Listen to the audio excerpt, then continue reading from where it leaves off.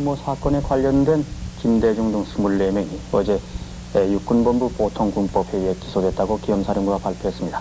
이 소식을 이광호 기자가 전해드립니다.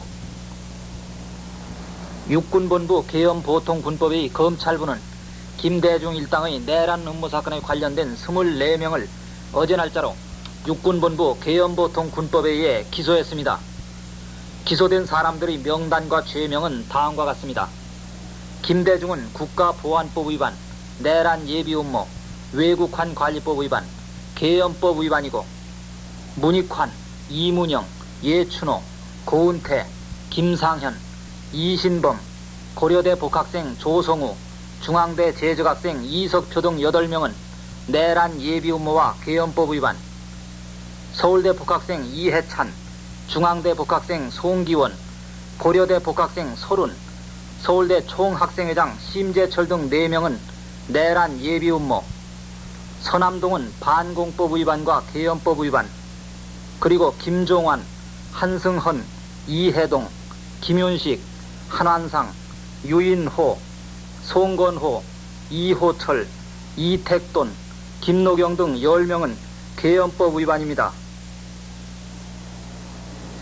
그런데 한국에서 일어나는 일에 대해서는 마치 자기네 현이나 어떤 조그만 도시에서 일어나는 일처럼 간섭하기를 좋아하는 일본은 이번에 김대중 구속 기소에 대해서 상식을 벗어나는 그런 또 간섭을 해왔습니다.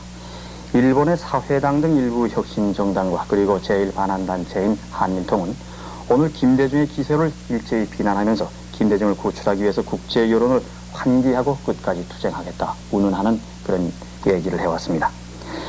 김대중 구속 기소를 비난하는 이들 반환단체들은 여론을 조성하고 그리고 가두 시위를 벌여서 끝까지 투쟁을 하겠다 이런 얘기를 되풀이하고 있습니다. 이 뉴스 끝머리에는 지금 방금 전해드린 대로 도쿄에서 안약하고 있는 한민통 등 그리고 반환단체들의 안약상에 대해서 박석준 해설위원의 해설을 보내드리겠습니다. 특정 지역에 대한 푸대접론의 망령은 그 뒤 광주 사태에서 무기를 든 유혈 소요의 모습으로 다시 살아났었습니다. 이때 광주 지역을 휩쓸었던 것도 유언비어를 의식적으로 유포시킨 데서 시작된 극단적인 선동 선전 구호였습니다. 선동 정치는 목적을 위해서는 수단과 방법을 가리지 않고 상대를 쓰러뜨리고 쓰러진 상대를 딛고 일어서야 한다는 공산주의자들의 수법과도 흡사합니다. 선거 때만 닥쳐오면은 풍년을 이뤘던 자극적이고 원색적인 구호들과 불만 집단의 표면적인 호응을 인기의 척도로 오인하고 말장난에 의한 대정부 공격으로 민중의 감정에 불을 지르려 했던 것이 지난날의 공공연한 정치 풍토였습니다. 이런 것은 선거 마당에서만 이루어지는 것이 아니라 학원에 침투되고 생업을 위해 종사하는 근로집단, 나아가서는 종교계에까지 조직적인 뿌리를 내렸습니다. 이것은 선동정치의 여파가 확대됐을 때 국가안보와 국민생활 그리고 사회질서에 얼마나 심각한 영향을 주는가를 실감케 하고 경고해주는 사례였습니다. 이제 우리에게 필요한 것은 안정이고 정치적 성숙입니다. 격앙된 목소리가 아니라 잔잔한 이성의 소리를, 궤변과 억지가 아니라 합리성에 바탕한 논리를, 대중의 눈을 가리고 목적 달성을 위해서는 수단 방법을 가리지 않는 사술이 아니라 의전한 정의의 구현을 이제는 정착시켜야겠습니다. 양쪽의 낙상과 관련해서 박석균 해설위원의 해설을 들으시겠습니다. 김대중 일당의 내란 음모 사건이 오늘 정식으로 기소됐습니다. 우리가 이 김대중 사건을 보면서 크게 충격을 받는 이유에는 두 가지가 있습니다. 첫째는 언감생심 그가 내란을 음모했다는 것이고, 두 번째로는 그가 북괴가 한국에서 이른바 인민민주주의 혁명을 추진하는 데 있어서 하수인 역할을 해온 소위 한국민주회복 통일촉진국민회의라고 하는 속칭 한민통을 스스로 조직해가지고 거기에 의장으로 있었다고 하는 사실입니다. 이 한민통이라고 하는 것은 도표에서 보신 바와 같이 조총련의 자금과 지령에 의해서 1973년 8월 15일에 조직된 것입니다. 기관지 민족시보라고 하는 것이 발행되고 있고 여기에 의장이 김대중이로서 책임자인 것입니다. 그러나 그 금년에 정치활동을 재개하면서 한민통의 의장으로 있는 것이 불리하다고 생각해서 지난 3월 24일에 이것을 해제시켰습니다. 그 밑에는 집행부가 구성되어 있는데 집행부의 주요 인물들은 배동호, 정재준, 곽동희, 김재화, 조호준 등 북계의 주로 간첩들로 구성되어 있고 그 밑에 또 북계의 산하단체 8개 단체가 있습니다. 그리고 일본 좌익 세력과의 연대 조직을 갖고 있는데 이것은 주로 일본인 그 반한 좌익 단체와 북계의 위장 단체의 조직으로 되어 있는 것입니다. 뿐만 아니라 지금 여기서 말씀드린 인물들이 어떤 인물들인가 하는 것을 다시 한번 살펴볼 것 같으면은 배동호는 그 한민통의 고민인데 고문인데 해방 후에 남로당 활동을 하다가 체포령이 내려지자 일본으로 밀항 도주한 자입니다. 그리고 조총련의 지령을 받아가지고 제2의 4.19를 획책하다가 민단에서 드디어 제명 처분을 받은 자인 것입니다. 그리고 그 의장의 그 대행 역할을 하고 있는 그 김재화는 조총련에서 민단으로 위장 전향을 한 사람으로서 조선신보라고 하는 조총련의 기관지에다가 한국을 비난하는 기사를 계속해서 투고해오고 있는 자입니다. 그리고 그 한일 국교 정상화, 월남 파병 이런 것들을 반대해 왔었습니다. 곽동희는 그 한민통의 조직부장으로 있는데 역시 해방 후에 남한에서 민청운동을 하다가 체포령이 내려지자 일본으로 역시 밀항 도주를 했고 더욱 가증스러운 것은 6.25 당시에 한국에 잠입을 해서 월북을 기도하다가 실패하자 재차 일본으로 밀항을 해서 도주했습니다. 그리고 1970년 4월서부터 5월 사이에는 그 북계에 들어가 가지고서 간첩 교육을 받았고 뿐만 아니라 그 김재화의 사위이기도 한 것입니다.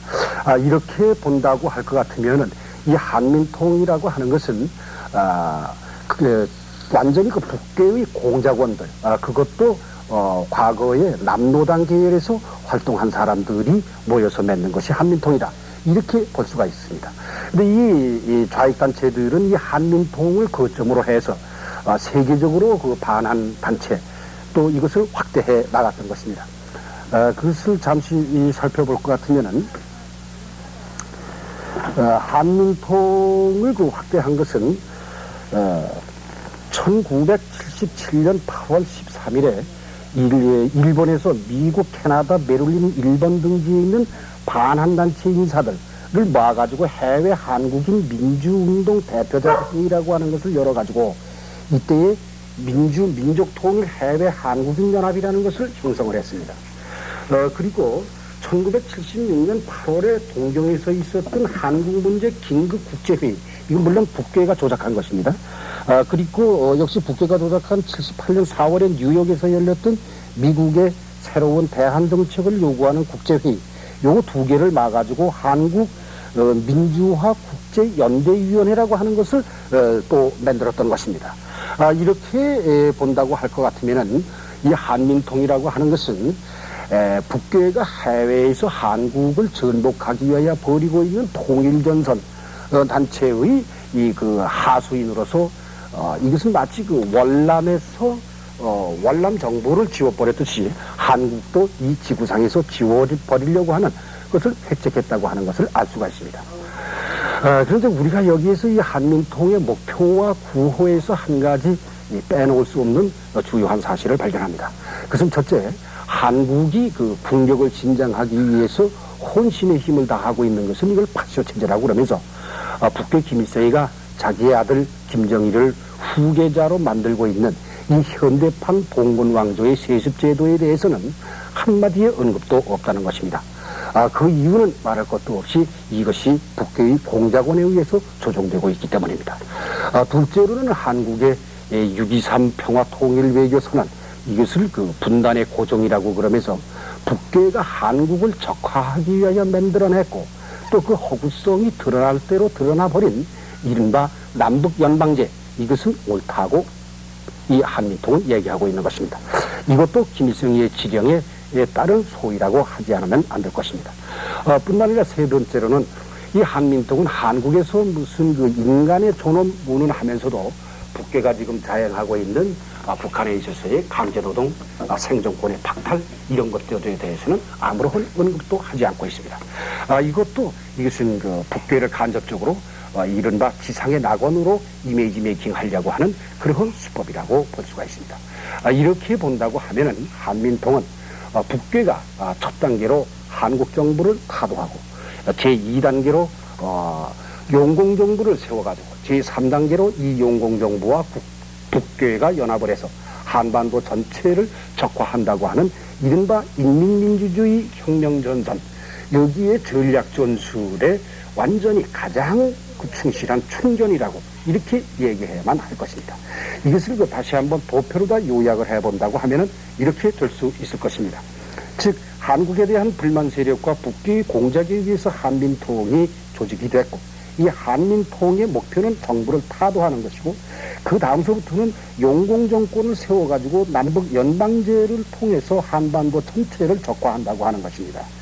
만일 한민통의 공작이 이 위의 단계에 왔다면 한민통의 정체가 무엇인가 하는 것이 세상에 의심의 여지 없이 드러났을 것입니다. 그러나 이 아래 단계에서는 여러 가지의 설왕설래가 있을 수 있습니다. 그러나 우리가 해야 할 가장 중요한 일은 이 전 단계에서 한민통의 정체, 북괴의 전략 전술 이런 것을 꿰뚫어지게 바라다 보는 그러한 현명과 지혜가 필요한 것이라고 해야만 할 것입니다. 감사합니다. 본고사 시험 준비를 계획하고 있었는데 본고사 준비는 오늘로서 일단 중단을 하고 예비고사 위주의 수업을 이제부터 나가려고 생각합니다. 그리고 내신서에 관해서는 저희 학교의 성적이 너무 엄격해서 학생들의 성적이 조금 떨어집니다. 그래서 다른 학교하고 성적이 같이 나올 수 있도록 제도를 바꿔야 할 것으로 생각합니다. 한국에서는 전두환 위원장이 국민들 사이에 새시대의 지도자라는 이미지가 널리 퍼져 있는 것은 국보위의 업적 때문이라고 지적했습니다. 조선에서 전두환 국가보위 상임위원장의 특별 회견 내용을 외신면 주요 뉴스로 일제히 보도하고 전두환 위원장이 정치 일정을 앞당길 것을 시사했다고 전했습니다. 서울 주재 특파원 발로 이 회견을 보도한 요미우리 신문과 이혼 계좌의 신문은 한국의 새로운 실력자인 전두환 위원장이 정치 형태에 관해서 처음으로 공식적으로 언급하고 신체제는 간접 선거에 의해서 선출되는 대통령 중심제가 될 것임을 밝혔다고 보도했습니다. 이들 신문들은 전두환 위원장이 민주주의 토착화와 복지국가의 건설, 정의사회 실현 등 3대 국정 목표를 제시했다고 말했습니다. 니혼 계좌 신문은 전두환 위원장이 새 시대를 맞는 한국의 새 지도자로서의 이미지가 국민들 사이에 널리 확대되고 있다고 보도했습니다. 니혼 계좌 신문은 외신면 모리 기사에서 국보위가 지정해온 부정부패 공무원의 숙정작업, 입시 지역의 해소, 폭력단 검거 등으로 국민들로부터 더욱 큰 지지를 받고 있다고 보도했습니다. 여기는 도쿄입니다.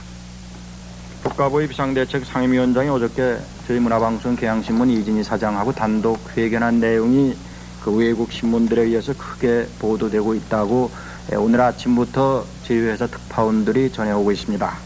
먼저 강성구 주일 특파원이 일본 소식부터 보도를 해드리겠습니다.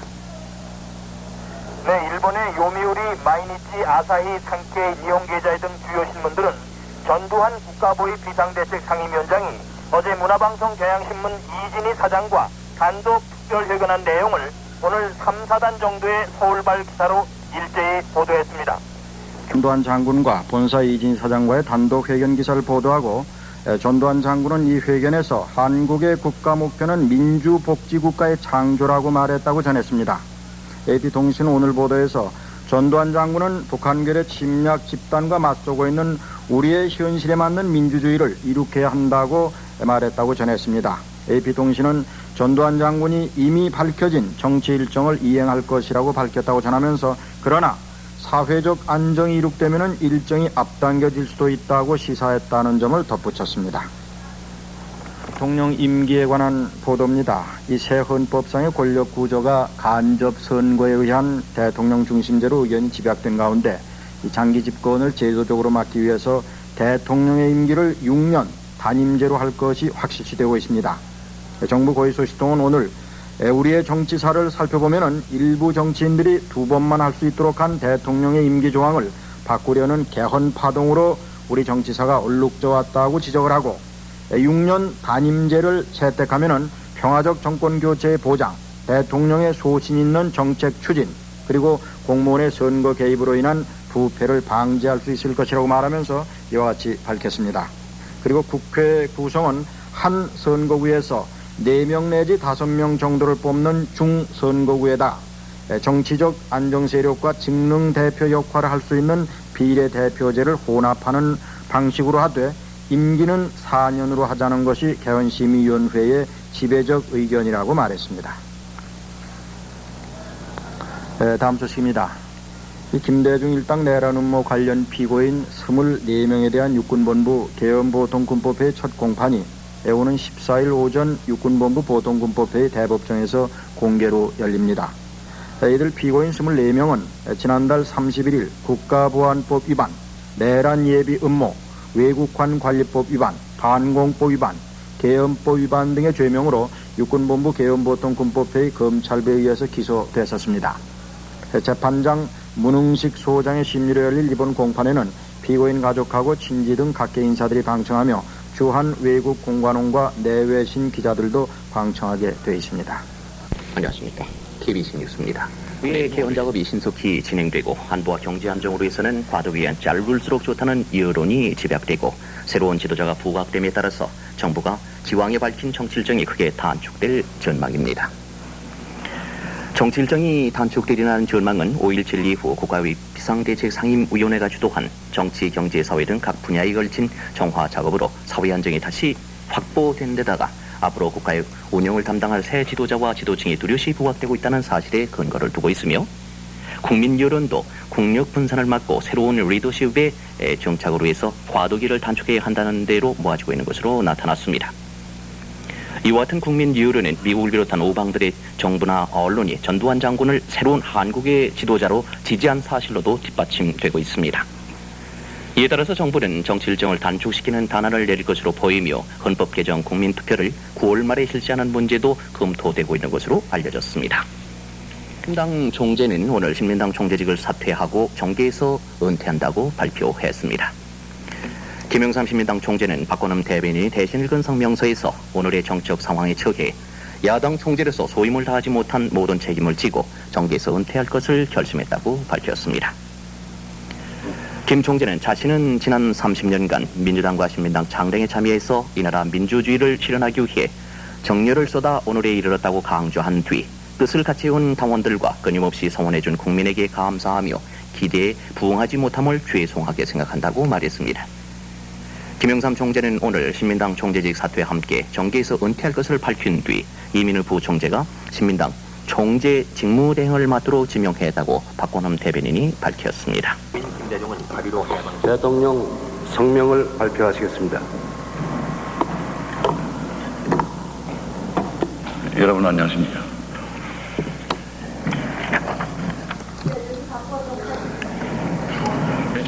국가적 즉 나는 오늘 대통령의 직에서 물러나 헌법의 규정에 이거한 대통령 권한대행권자에게 정부를 이양하기로 결정한 것입니다.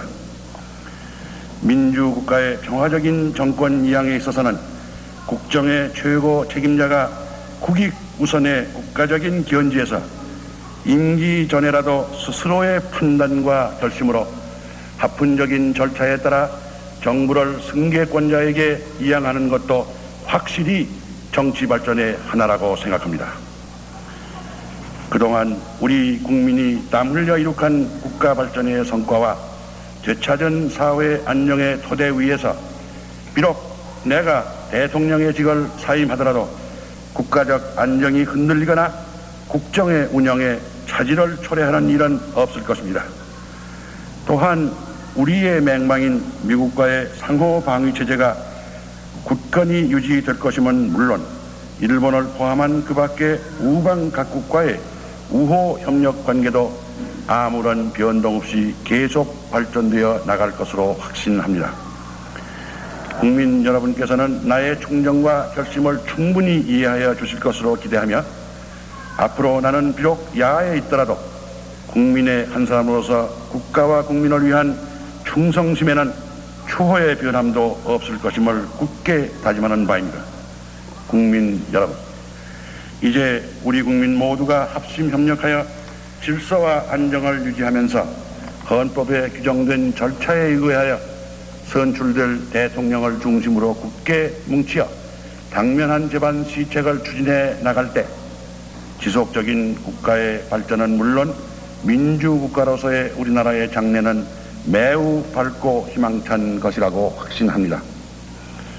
또한 나는 1980년대를 내다보면서 깨끗하고 명랑한 정치적 여건의 조성을 위한 이 중요한 전환기에 특히 정치인들과 사회 지도층 인사들이 지난날의 적폐를 일소하여 참신하고 건전한 정치적 사회적 풍토를 이룩하는 데 솔선하여 협력하실 것을 바라마지 않습니다.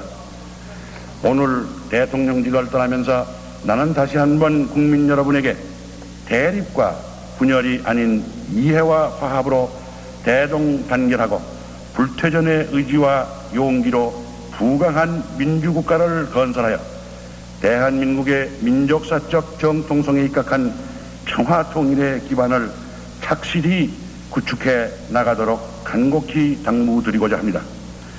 그리하여 우리 후손들에게 번영되고 자랑스러운 조국을 물려줄 수 있도록 국민 각자가 최선의 노력을 다해 나가야 하겠습니다. 끝으로 그간 나에게 보내주신 국민 여러분의 깊은 이해와 아낌없는 협조에 심심한 사의를 표하며 우리 대한민국과 국민의 앞날에 평화와 안정 그리고 영광과 융성이 함께 있기를 기원하는 바입니다. 감사합니다. 최규하 대통령의 특별 성명 내용을 들으셨습니다. 지난해 11.5 사태 이후에 대통령의 취임에서 그간 어려웠던 여러 과정에 대한 설명 그리고 책임 정치의 구현과 정치 발전의 일환으로서 대통령직에서 물러난다고 하는 내용의 특별 성명 내용이었습니다. 최규하 대통령이 이제 이곳 영빈관 정면홀에서 이제 오른쪽 문으로 나가고 있습니다. During a nationwide address carried by KBS at 10 a.m. this morning. Once again, the President of the Republic of Korea, Chae Kyu-ha, has resigned. AFKN Radio News on the Hour will report further details as they become available. This has been a special announcement from AFKN News. We now resume regular programming. Today in French. 결코 질서 파괴의 진원지가 돼서는 안 되겠다고 경고하고 앞으로 어떤 상황에서도 학원 내 소요 사태는 일체 용납하지 않을 것이며 이 기회에 과도 시위 약속을 다소의 희생을 감수하고서라도 근절시키고 말 것이라고 말했습니다. 전 상임위원장은 오늘날 서울 신라호텔에서 전국 총학생들을 위해 베푼 오찬에서 인사말을 통해 순수한 학술활동을 포함한 학원 내 자율성은 최대한 보장할 것이며 교수나 학생들이 학술 연구를 통해 국가와 민족의 장래를 위한 건설적인 의견을 개진하고 토론하는 것은 대학 본연의 기능이며 어느 누구도 이를 방해해서는 안 될 것이라고 말했습니다. 전 위원장은 이제부터 새로운 면학 분위기 조성이 필요하며 대학의 면학 분위기는 교수와 학생이 함께 노력하는 데서 이루어질 수 있다고 말했습니다. 전두환 상임위원장은 교수들은 지식만을 학생들에게 가르쳐서는 안 될 것이며 우리 국가와 민족이 처한 현실을 직시하고 국가 이익이 무엇인가를 판단할 수 있는 능력을 길러주어야 하며 내일의 주인이 될 다음 세대에게 국가관을 갖게 하는 일이 중요하다고 말했습니다. 가오가 함께하기를 기원한다고 전역사를 맺었습니다. 한편 부영보 국방부 장관은 훈시문을 통해서 전두환 장군은 오직 애국 충정과 국가보위의 일념으로 일신을 조국에 바쳐 30년간을 한결같이 군에 복무해왔으며 11.6 후 비범한 예지와 초인적인 노력으로 국기를 바로잡고 안정과 질서를 유지하는 데 헌신해왔다고 말했습니다. 주영복 장관은 또 군은 각급 지휘관을 중심으로 혼연일체로 단결돼서 새로운 국군 최고 통수권자를 받들어서 국가안보의 최후 보로로서의 역할을 어김없이 완수할 것은 물론 새 역사 창조의 여건으로서 국가 시체의 적극 호응에 뒷받침할 것을 굳게 다짐한다고 강조했습니다. 오늘 전 장군의 저녁식은 전 장군에 대한 태극 무공 훈장수여 열병 저녁 명령 낭독 전 장군 양력 속에 국방장관 훈시에 이어서 전 장군의 저녁사 기념품 증정, 분열등 순으로 진행돼 50분 만에 끝났습니다. 합니다만 통일주체 국민회의 이춘기 운영위원장을 비롯한 737명의 대의원들은 전두환 국가보위 비상대책 상임위원장을 오는 27일 제7차 회의에서 뽑게 될 제11대 대통령 후보에 정식으로 추대하고 오늘 오후 3시에 후보 등록 절차까지 모두 마쳤습니다. 정치부 길종석 기자가 보도합니다. 국민회의 사무총장실입니다.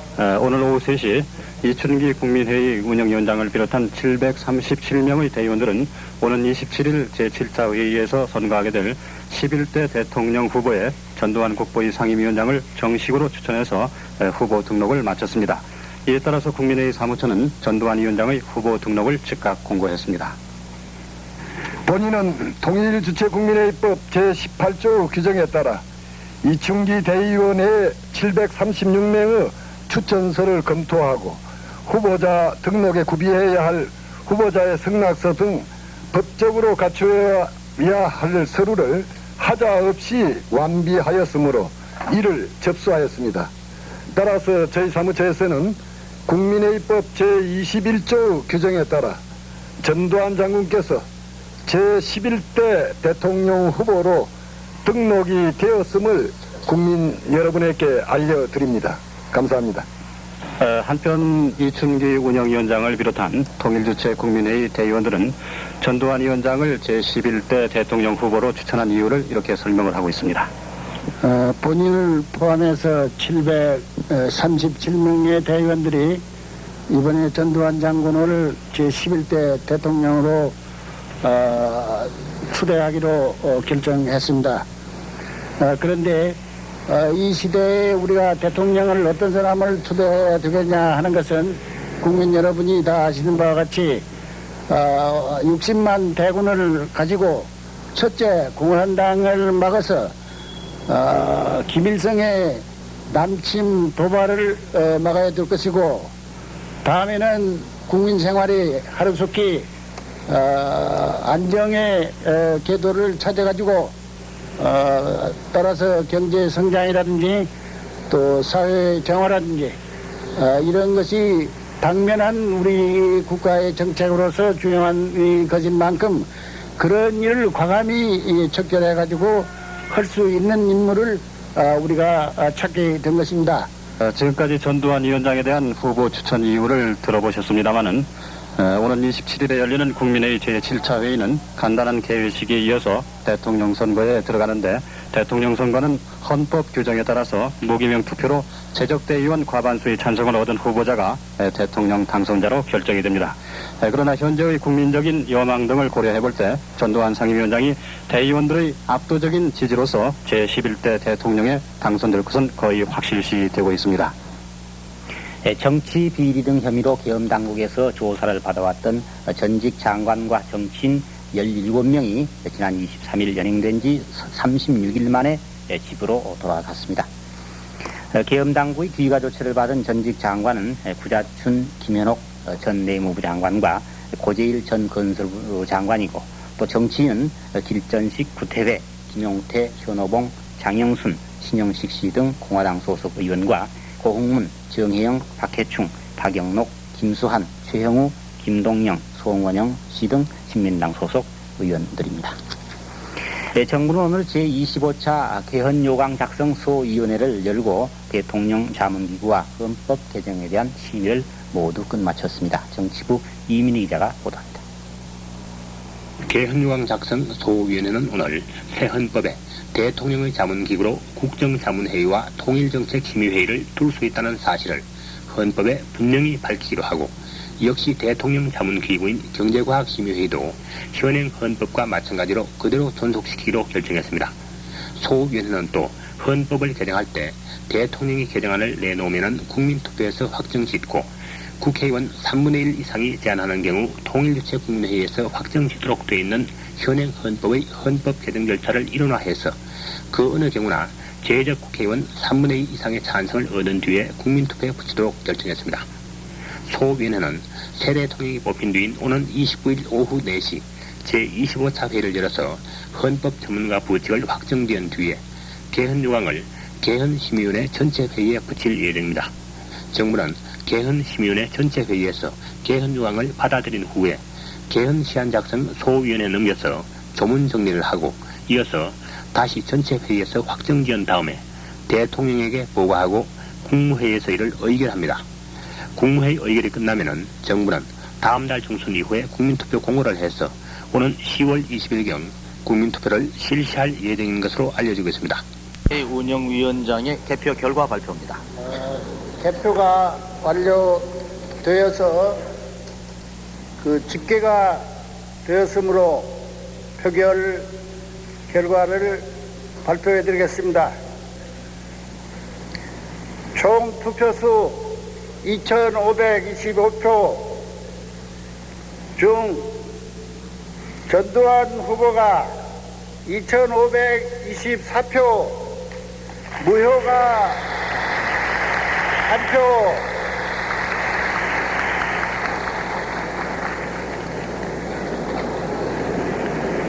그래서 헌법 제39조 제2항 규정에 의하여 개정 대의원 과반수 과반수의 찬성을 얻은 전두환 후보가 대통령으로 당선되었음을 선포한다.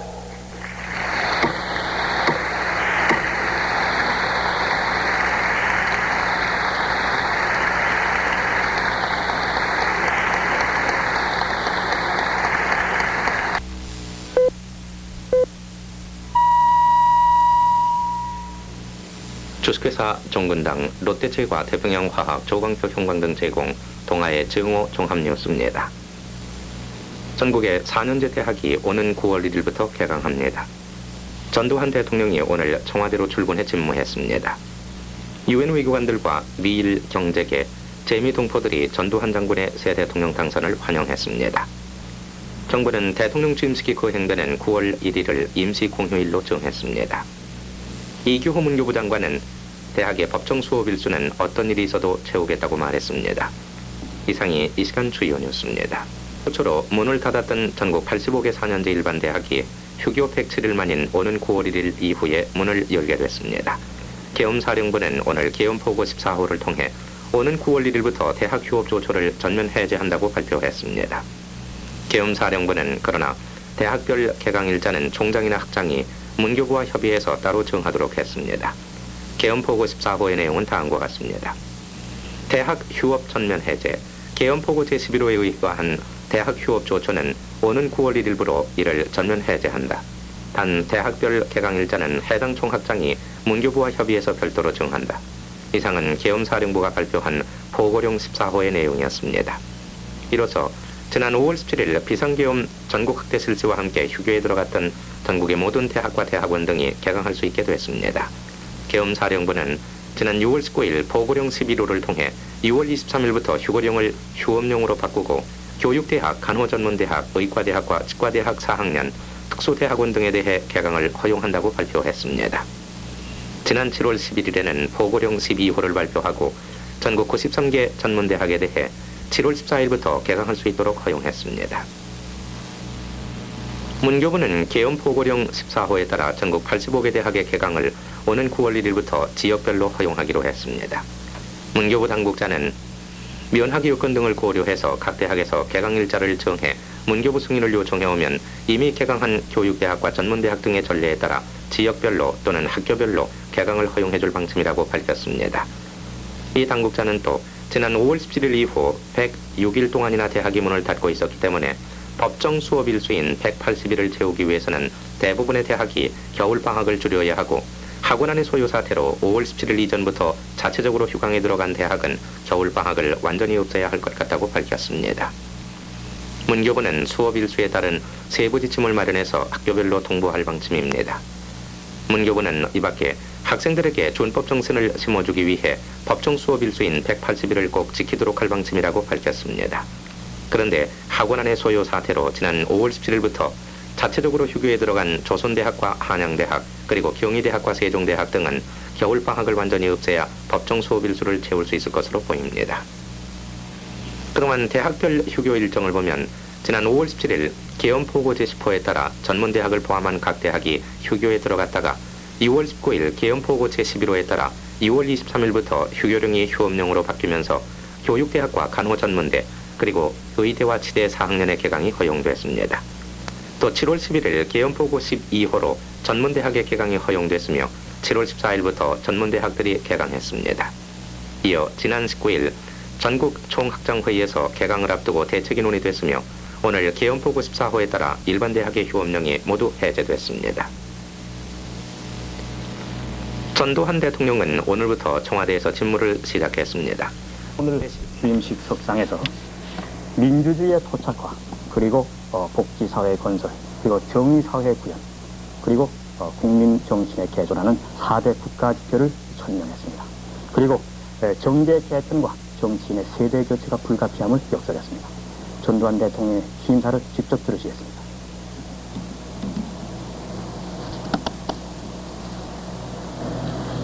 우리가 지향하는 민주복지국가는 첫째로 우리 정치 풍토에 맞는 민주주의를 이 땅에 토착화하고, 둘째 진정한 복지사회를 이루가며, 셋째로 정의로운 사회를 구현하고, 넷째 교육 혁신과 문화 창달로 국민 정신을 개조하는 것입니다.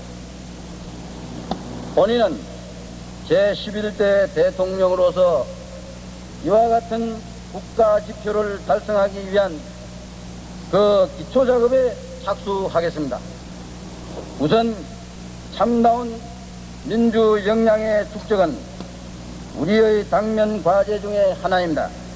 헌법 개정 문제에 있어서는 정치 과열의 방지와 정치 풍토 쇄신을 기할 수 있는, 다시 말해 우리 현실에 맞는 능률적인 헌법안을 마련할 작정입니다. 이 헌법 개정안은 늦어도 10월 중에는 국민 투표에 붙일 생각입니다. 그리하여 정부가 누차 밝힌 대로 내년 상반기 중 새 헌법에 의한 선거를 실시하여 신정부를 출범시킬 예정입니다. 정치 활동은 새 헌법이 확정된 후 빠른 시일 내에 재개토록 하겠습니다. 계엄령은 시국이 안정되고 소요의 우려가 없다고 판단되면 어느 때라도 해제할 방침이며, 새 헌법에 의한 선거는 계엄이 해제되고 자유 분위기가 보장된 상황에서 과열이 배제되고 질서와 법이 존중된 가운데 공정한 자유 경쟁을 통해 실시할 것입니다. 이와 같은 정치 일정이 차질 없이 진행될 수 있도록 국민 여러분의 적극적인 협조를 당부하는 바이며, 아울러 이와 같은 협조 분위기가 원만히 성숙된다면 이미 세기와 전임 대통령께서 밝혔던 정치 일정이 앞당겨져 추진될 수 있다는 점을 밝혀두고자 합니다. 참나온 민주주의가 이 땅에 뿌리를 내리기 위하여는 정치 풍토부터 개선되어야 하겠습니다. 과거처럼 선동, 비리, 파쟁, 권모, 술수, 부정부패 등이 판을 치던 풍토 속에서는 민주주의가 제대로 성장할 수 없습니다. 우리는 그동안 이 같은 정치 작태에 대하여 책임을 져야 할 상당수의 부정치인들을 정리하였으며, 그 외에도 이런 폐습에 물든 정치인들에게 앞으로의 정치를 맡길 수 없다는 것이 본인의 소신입니다. 따라서 정계 개편과 정치인의 세대 교체는 불가피하다고 봅니다. 이러한 개편과 교체를 통해 지난날 노출되어 온 정치적 이견에 극단화는 앞으로 점차 중화되고 조정되리라고 본인은 기대하고 있습니다. 우리가 정착시켜야 할 민주주의는 자유민주주의 이념을 바탕으로 하되 우리의 생존과 안전을 보장할 수 있어야 하고 국정 운영상의 비농률을 제거할 수 있는 제도적 장치를 갖추고 있어야 하며 자유경쟁 원칙하에 고도의 경제 발전을 뒷받침할 수 있어야 하고 우리의 고유한 민족 전통과 문화 배경에 합치되어야 합니다. 그뿐만 아니라 권한과 책임의 한계를 분명히 함으로써 책임 정치와 책임 행정을 구현할 수 있어야 하겠습니다. 특히 대통령 자신부터 국민 위에 군림하는 것이 아니라 국민에게 봉사하는 자세로 일해야 하며 권력이 자신을 위한 개인적 전유물이 아니라 국민이 일정 기간 맡겨놓은 것에 불과하다는 생각을 가져야 한다고 믿습니다. 본인은 민주주의를 이 나라에 토착화하기 위하여 헌법 절차에 의한 평화적 정권 교체 전통을 반드시 확립할 것입니다.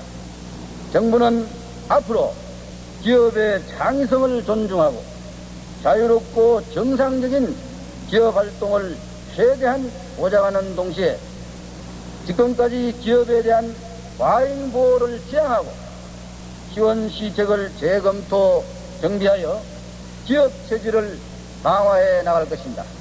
즉 경제 운영 방식을 민간인이 주동하는 방향으로 발전시키며 기업은 대소를 막론하고 경영 결과에 대해 스스로가 책임을 지는 풍토를 조성할 것입니다. 본인은 자주국방 태세를 더욱 확고히 하기 위해서 군의 정예화 그리고 군의 사기 악량을 촉진하고 방위산업의 착실한 발전을 계속 추진해 나가겠습니다. 자주국방 없이 민주복지 사회를 구현하려고 한다면 이것은 사상 누각과 다름없는 것이라고 생각합니다. 다음, 정의로운 사회를 구현하기 위해서는 서로 믿고 살 수 있는 사회가 되어야 합니다. 국민 간의 불신도 문제이지만 국민이 정부를 불신하는 것은 더욱 큰 문제입니다. 본인은 그 1차적 책임이 정부와 공직자에게 있다고 봅니다. 앞으로 나 자신과 내 주변의 부정과 부패를 스스로 용납치 않을 것이며 모든 공직자의 부정 부패도 계속 척결해 나감으로써 국민의 불신 소지를 가능한 한 조속히 없애는 데 주력하겠습니다.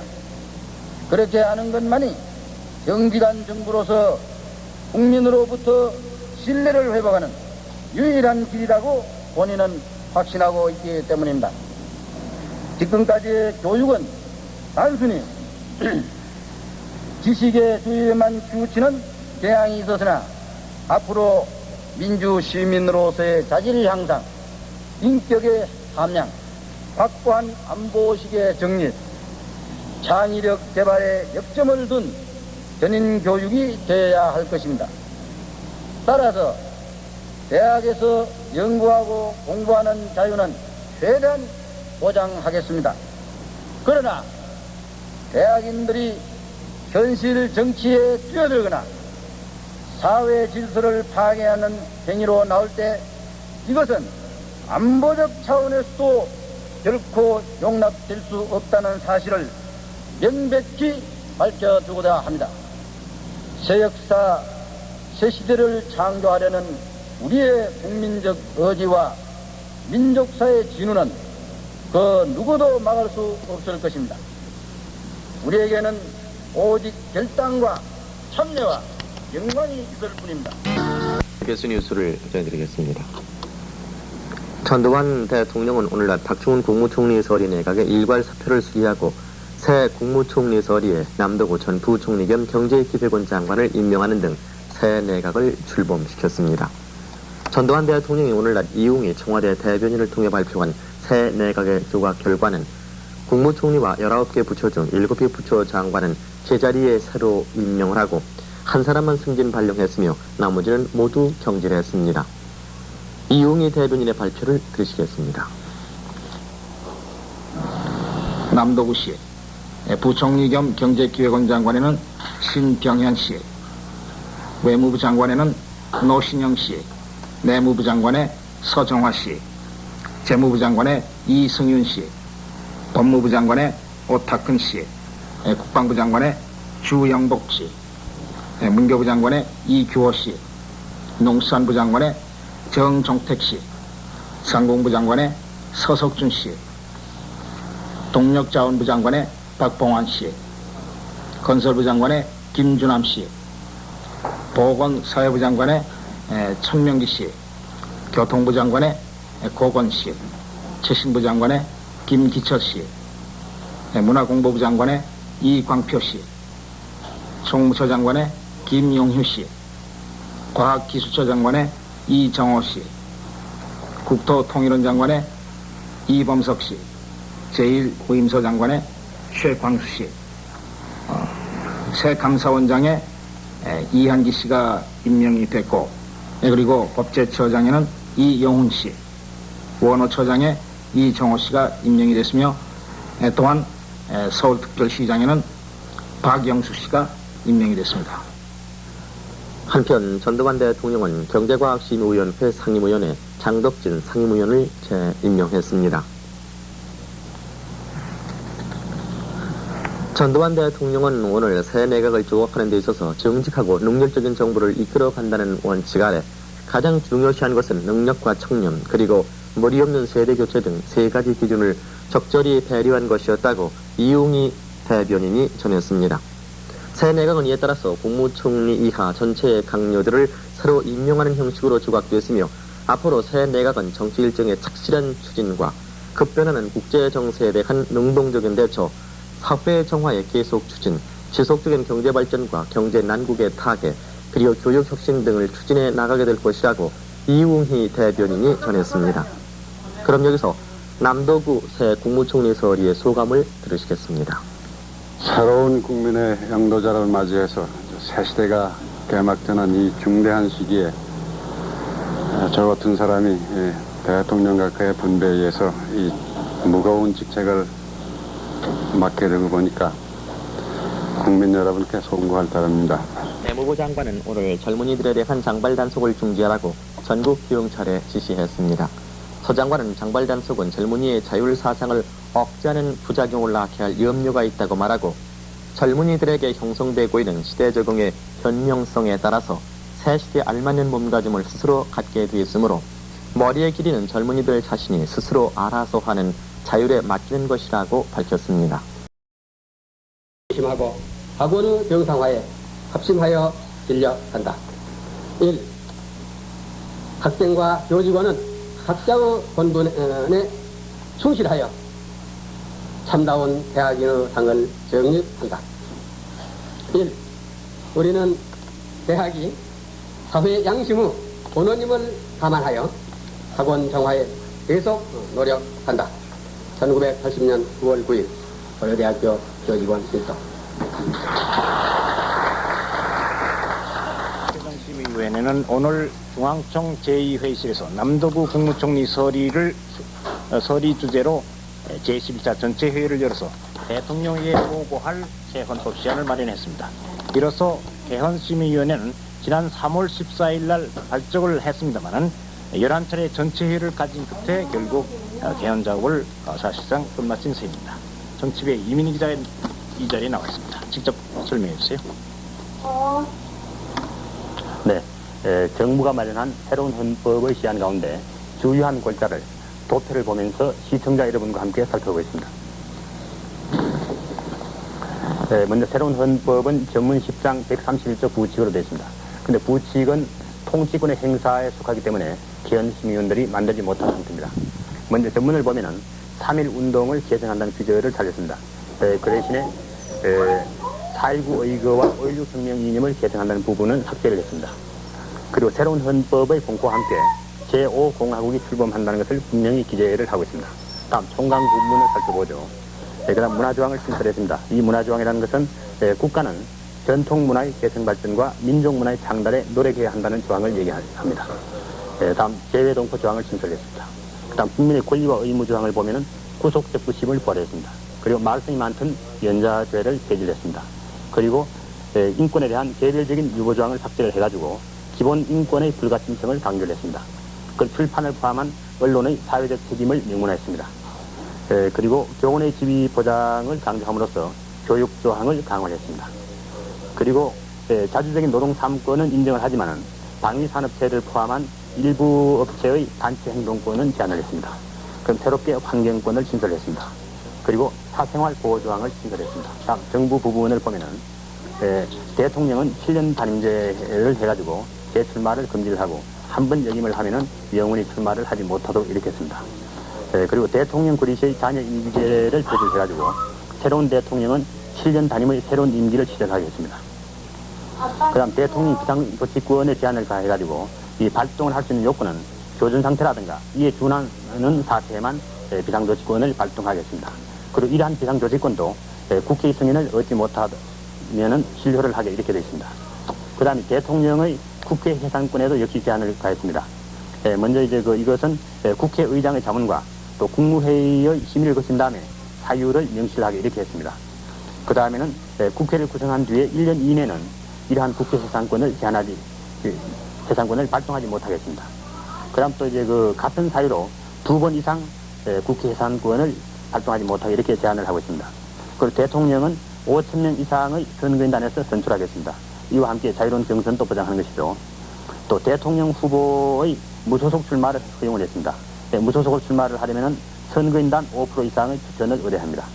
다음 대통령 선거 운동을 철저하게 공영제를 도입을 해가지고 직접적인 유세를 금지를 하고 또 라디오와 텔레비 그리고 신문을 통한 소신을 발표하겠습니다. 물론 이제 선거 공보라든가 벽보에 의한 소신 발표는 포함이 됩니다. 다음 국회 부분을 보죠. 우선 이제 국정감사권을 허용할 것이냐, 국정조사권만 허용할 것이냐, 이게 논란 끝에 국정조사권만 허용하기 이렇게 결정을 했습니다. 그리고 국무총리와 국무위원의 해임 의결권을 갖도록 했습니다. 그리고 대통령의 비상조치에 대한 승인권, 이 승인을 얻지 못하면은 자동적으로 효력을 상실하죠. 그리고 또 국회의원의 청렴조항을 신설을 했습니다. 다음 법원조항을 보죠. 법원조항을 보면은 대법원장은 대통령이 임명하게 되어 있습니다. 그렇지만 반드시 국회의 동의를 거쳐야 합니다. 5년 단임제가 되죠. 또 대법원 판사도 역시 대통령이 임명을 합니다. 대법원장은 재청을 거칩니다. 그럼 일반 법관은 어떻게 하느냐? 일반 법관은 대법원장 임명권을 갖고 또 보직권을 갖고 있어가지고 역시 사법권의 독립을 기하는 이러한 측면이 있습니다. 그리고 대법원 구성을 이원화해가지고 대법원장은 필요할 때 일반 판사를 둘 수 있게 이렇게 규정을 했습니다. 그리고 대법원의 특별재판부를 둘 수 있게 했는데 그것은 행정재판부, 조세재판부, 노동재판부, 군사재판부가 되겠습니다. 그다음 대통령 자문기관으로는 첫 번째로는 국정자문기관. 이것은 이제 의장은 바로 직전에 대통령이 의장을 하게 이렇게 되어 있습니다. 그다음 평화통일정책자문회의. 이것은 여기 평화통일에 관한 대통령 정책을 자문하는 거죠. 또 선거관리는 선거운동은 선거관리위원회의 철저한 공영관리를 받도록 이렇게 규정을 했습니다. 그다음 경제조항을 보면은 농지임차권의 예외적인 허용을 해가지고 농지소작제도를 허용을 했습니다. 그리고 소비자보호제 조항을 신설했습니다. 그다음 헌법 개정 부분을 보면은 발의권자는 대통령과 국회의원 재적 과반수 이렇게 되어 있습니다. 그 의결은 어떻게 하느냐? 이것은 국회의원 재적 3분의 2 이상의 찬성을 얻어가지고 의결한 다음에 반드시 국민투표에 붙이고 이렇게 했습니다. 그다음 헌법 개정의 한계에 관한 규정을 신설했습니다. 대통령 임기에 관한 개정은 당시의 대통령, 헌법 개정 당시의 대통령은 효력을 받지 못하도록 이렇게 해서 장기 집권의 폐해를 없앴습니다. 지금까지 민주복지국가 건설의 지표가 될 새로운 헌법 시한 가운데 주요한 골자를 알아봤습니다. 그래서 새로운 헌법 시한은 늦어도 내일까지는 전두환 대통령에게 이렇게 보고될 것으로 보입니다. 대통령에 대한 보고 절차가 끝나면은 빠른 경우에는 오는 금요일 국무회의에 늦어도 다음 주 열리는 국무회의에는 개헌안 시한이 상정될 것으로 이렇게 전망이 됩니다. 국무회의 의결이 끝나면은 정부는 이달 하순에 개헌안에 대한 국민투표의 실시를 공고를 해서 다음 달 중순에 국민투표를 실시할 것으로 전망됩니다. 감사합니다. 네, 이민희 기자 수고했습니다. 정부 헌법개정심의위원회가 개헌 시한을 갖다가 마무리한 것과 때를 맞춰가지고 중앙선거관리위원회는 다음 달 중순에 실시될 국민투표 이것을 위한 준비 업무를 시작했다는 그런 소식입니다. 정치부의 진홍순 기자가 그쪽 소식 직접 전합니다. 네, 여기는 중앙선거관리위원회 상황실입니다. 중앙선거관리위원회는 정부의 헌법 개정 작업이 끝나감에 따라서 국민투표 준비를 위한 국민투표 상황실을 오늘 개설했습니다. 오늘 단행된 인사 내용을 보면 경제기획원 차관의 최창락 상공부 차관, 내무부 차관의 김종호 충북지사, 재무부 차관의 정인용 재무부 국제금융 담당 차관보, 국방부 차관의 박찬긍 국방부 방위산업 차관보, 상공부 차관의 김선길 상공부 상역 차관보, 경기도지사의 연보현 치안본부장, 충북지사의 임성재 산림청 차장, 치안본부장의 유흥수 서울시경국장을 각각 발령했습니다. 정부는 또 국가안전보장회의 상근위원 겸 비상기획위원회 위원장의 조문환 국방부 차관을, 행정개혁위원회 부위원장의 손수익 내무부 차관을, 행정개혁위원회 위원회 서기원 전 청와대 대변인을 각각 발령했습니다. 정부는 또 서울시경국장의 박종관 치안본부 제3부장을, 치안본부 제3부장의 박재식 경찰대학장을, 그리고 경찰대학장의 송재근 부산시경국장을 각각 전보 발령했습니다. 또한 부산시경국장에는 원용구 치안본부 수사지도과장을 치안감으로 승진 발령하고 정갑순 치안본부 경무과장을 치안감으로 승진, 경찰 종합학교장으로 발령했습니다.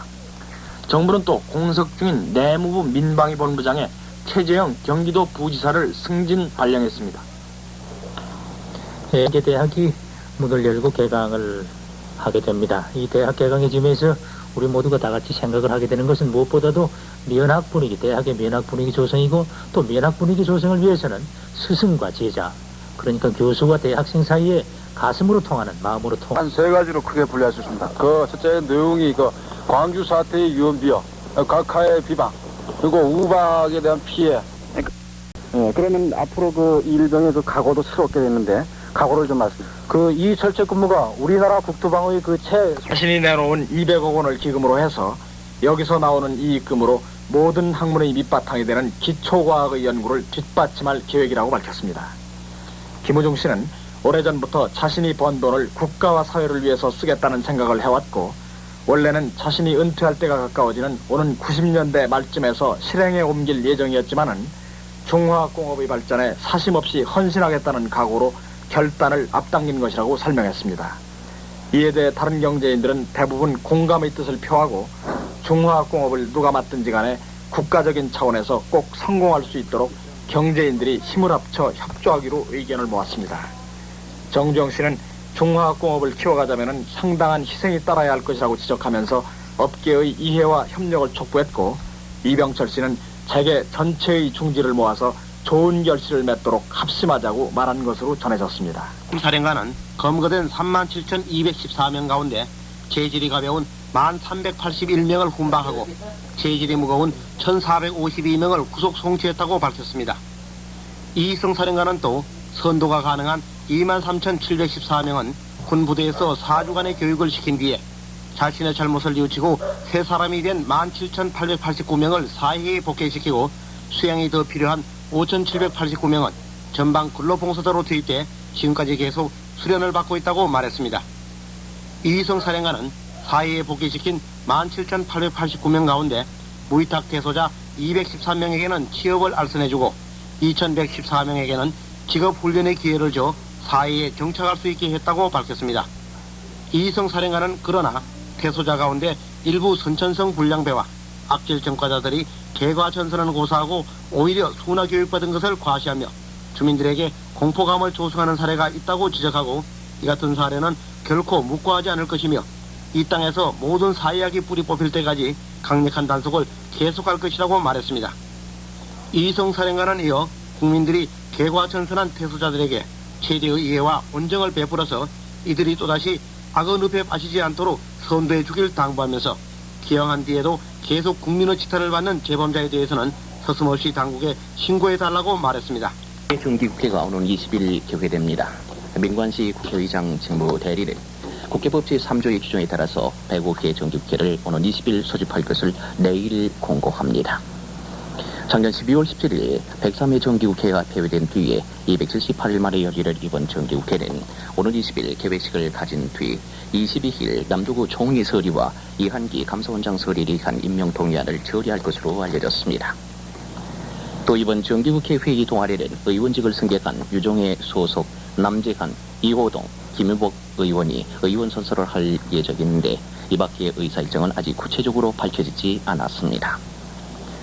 한편 국회는 지난 5월 20일 104회 임시국회를 소집한 바 있으나 전국의 불안과 이에 따른 정치활동 금지 조치로 열리지 못했는데 이번 정기국회의 정상적인 개회는 사회의 안정에 따른 학원 총선과 함께 중요한 의미를 가지며 특히 전두환 대통령 정부가 출범한 뒤 처음으로 열리는 국회라는 점에서 새로운 정치 질서와 정치 풍토 개선 문제와도 관련해 커다란 뜻을 갖고 있다고 보겠습니다.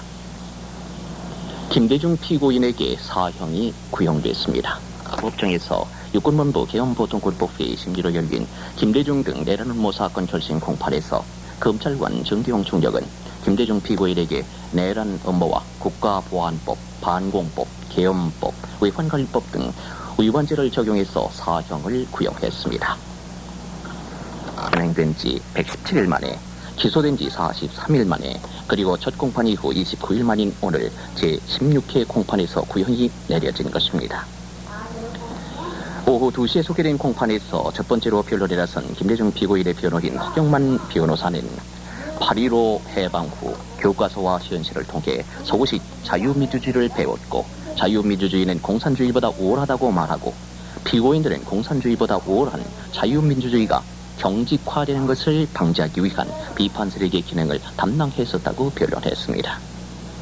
이어 박영호 변호인은 내란 음모는 조직적으로 국가 기본 질서를 파괴하는 행위인데 이 사건은 누가 수괴이고 누가 부한이동했는지 명확하지 않아 내란 음모로 볼 수 없다고 주장했습니다. 검찰은 또 문익환 피고인 등 내란 음모와 계엄법 위반 피고인 12명에게는 징역 20년에서 징역 7년까지를 구형하고 서남동 피고인 등 계엄법 위반 피고인 11명에게는 징역 4년 6개월에서 징역 3년까지를 각각 구형했습니다. 관련 피고인들의 구형량은 다음과 같습니다. 먼저 김대중 사형, 문익환 징역 20년, 이문영 징역 20년, 이해춘호 징역 15년, 고은태 징역 20년, 김상현 징역 15년, 이신범 징역 15년, 조성우 징역 20년, 이해찬 징역 15년, 이석표 징역 10년, 송기원 징역 15년, 서른 징역 15년, 심재철 징역 7년, 서남동 징역 3년, 김정환 징역 4년 6월, 한승은 징역 4년 6월, 이해동 징역 4년 6월, 김윤식 징역 3년, 한원상 징역 3년, 유인호 징역 4년, 송근호 징역 4년, 이호철 징역 4년, 이택돈 징역 3년, 김노경 징역 4년 6월. 이상은 오늘 구형된 김대중 등 내란 음모 사건 관련 피고인들에 대한 형량이었습니다. 검찰관은 오늘 논거를 통해서 피고인들은 국가와 사회의 혼란이 초래되고 있는 것을 기화로 정부에 대한 왜곡된 사실을 선전하고 비방함으로써 정부 불신의 여론을 조작해왔으며 각계각층의 불평불만 세력과 순수한 학생들을 선동 자극해서 정부를 전복하고 정권 장악을 음모했다고 밝혔습니다. 검찰관은 또 호시탐탐 남침의 기회를 노리고 있는 북괴공산 집단을 지척에 두고 있는 우리 국가적 현실에 비추어서 피고인들의 내란 음모는 국가 전망의 위기를 야기시킨 행위로서 마땅히 국민의 준엄한 심판을 받아야 한다고 지적했습니다. 검찰관은 이어 자신의 정권력을 채우기 위해서는 반한 용공분자들과도 서슴없이 제휴하고 갖가지 방법으로 국민을 선동해서 급기야는 자신의 정권 탈취의 야욕을 달성하려는 기회주의적인 선동 정치는 이 땅에서 영원히 추방돼야 한다고 밝혔습니다. 이를 포함해서 모두 118명의 고위관리를 체포하고 헌법의 효력을 정지시켰습니다. 이들은 또 정치활동 금지와 의회와 정당의 해산, 외부와의 통신 단절, 그리고 공항을 폐쇄하는 등의 조치를 내렸습니다. 국가안보평의회 의장에 취임한 에브렌 터키군 참모총장은 국영방송을 통해 군부가 내란 발생을 막고 법과 질서를 회복하기 위해 국가의 전권을 장악했다고 말했습니다. 이번 터키 쿠데타는 56년 전 터키 공화국 창설 이래 세 번째 쿠데타인데 데미렐 정부는 79년 11월 에제비트 정권에 이어 극렬한 좌우익 충돌을 끝내겠다고 선언하고 출범했었습니다. 그러나 데미렐 정부 출범 후에도 터키 정국은 정치폭력과 종교폭동으로 계속 악화돼 67개 성 가운데 19개 성에 계엄령이 선포되어 있었고 2,500명이 정치폭력과 종교폭동으로 사망했습니다. 터키는 이 같은 정치적 불안 이외에도 경제적으로도 시달려 왔는데 78년에는 인플레가 70%였으며 작년에는 130%의 인플레에 20%의 실업률을 나타내기도 했습니다. 6.25 사변 때 한국전에 참전하기도 했던 터키는 친서방적인 국가로서 인구의 98%가 회계도이며 우리나라와는 57년부터 대사급 외교 관계를 맺고 있습니다. 헌법회의는 오늘 김대중 피고인을 제외한 나머지 23명의 피고인들에 대한 최후 진술을 듣고 내일 속기에 김대중 피고인의 최후 진술을 들을 예정입니다. 맨 처음 진술에 나선 김노경 피고인은 5월 학생 소요 사태에 대한 책임을 통감한다고 전제하고 이 땅의 평화적인 정권 교체를 위해 나름대로 노력했을 뿐 개헌법에 위반하려는 의도는 조금도 없었다고 말했습니다. 이택동 피고인도 정부 지원법을 모의한 사실은 절대로 없고 이신범님과 만난 것은 소요 사태를 수습하기 위한 방안을 의논해 보려는 것이었을 뿐이었다고 말했습니다. 이우철, 송건호, 유인호 피고인도 지식인으로서 국가의 혼란을 막고 올바른 길로 인도하려는 의도에서 지식인 시국 선언문을 발표했다고 말했습니다. 북구다산 일본 오염을 방지하는 것은 물론이고 연안 양식에도 큰 도움을 받게 됐습니다. 약 3년 전인 지난 77년 7월 5일 부산 해운대와 송도 해수욕장 일대의 해유 유출 사건에서 본 바와 같이 납과 수은 등 중금속을 함유하고 있는 기름에 의한 수질 오염은 그 피해 범위가 넓고 또 한 번 피해를 입게 된 뒤 원상으로 회복하는 데는 막대한 경비가 들기 때문에 사전 예방과 신속한 대책이 요구된다고 하겠습니다.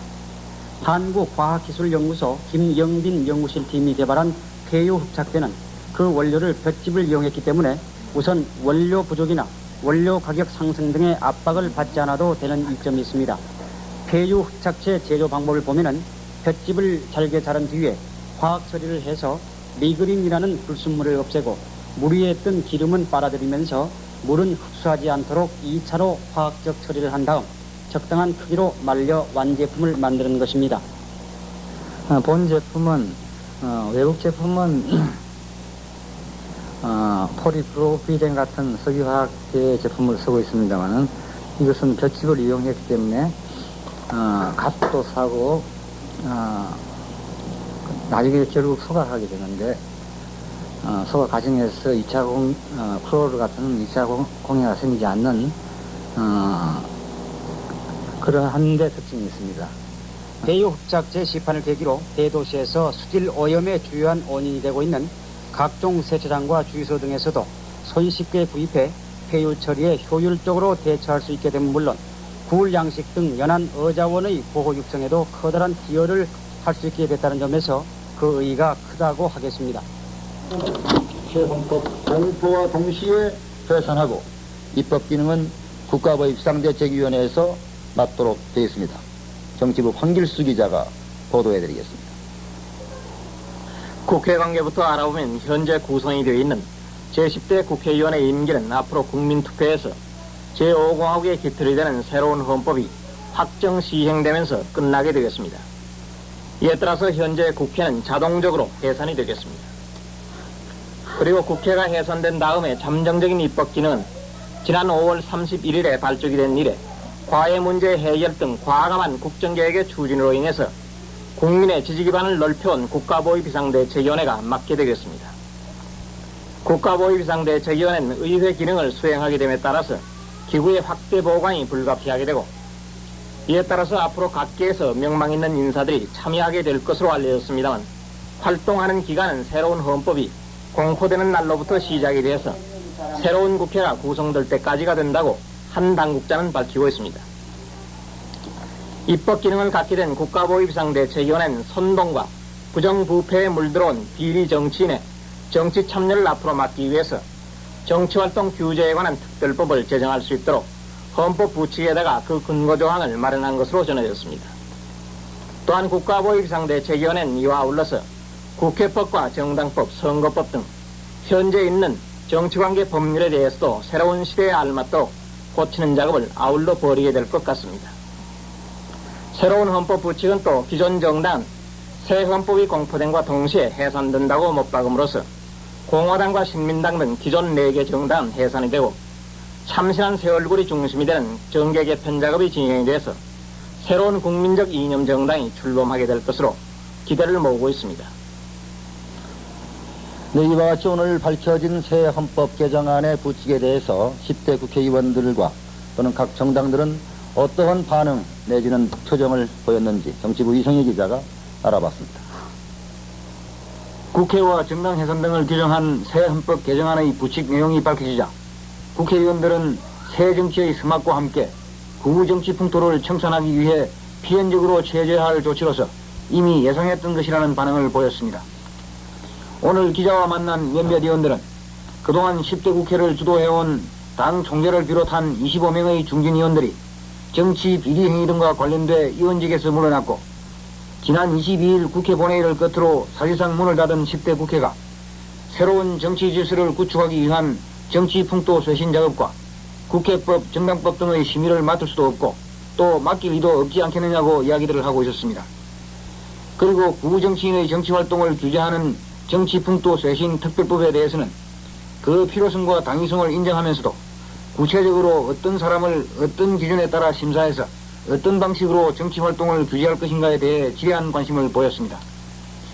또한 정당 해산 조치에 대해서는 지금까지의 정당들이 청산돼야 할 구정치풍토의 온상이었다는 점과 기존 정당들을 전면 해산함으로써 앞으로 아무런 행동의 제약 없이 새 시대에 적합한 새 정당에 참여할 수 있다는 점에서 긍정적인 반응을 보이면서 종래의 여야 개념을 완전히 배제한 백지 상태에서 출발할 새 정당에 대해서도 큰 관심을 보였습니다.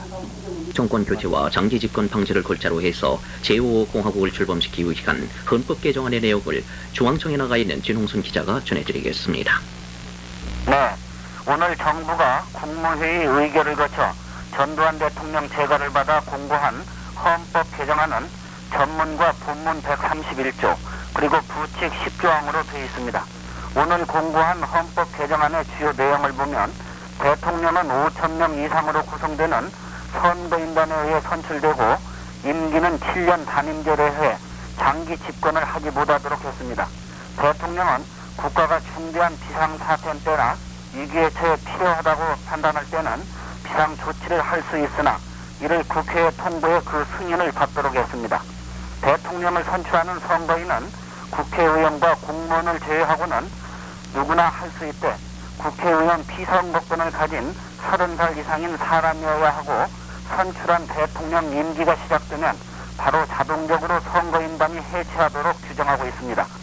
또 대통령은 국가의 안정과 국민 전체 이익을 위해 필요하다고 판단할 상당한 이유가 있을 때는 국회를 해산할 수 있도록 했으나 사전에 국회의장의 자문과 국무회의 심의를 거친 뒤 국회 해산 이유를 분명히 밝히도록 했고 국회 구성 1년이 지나지 않을 때는 해산시키지 못하도록 했습니다.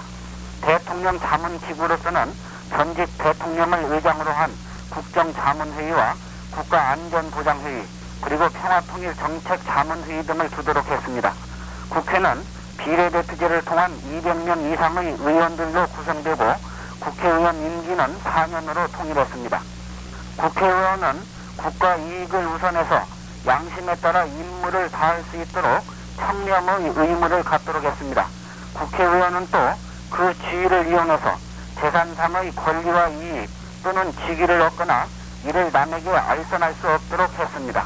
국회는 특정한 국정 문제에 관해 조사할 수 있는 국정조사권을 가지며 이에 따른 서류 등 증거 제출과 증인 출석 그리고 증언이나 의견을 제출하도록 요구할 수 있도록 규정했습니다.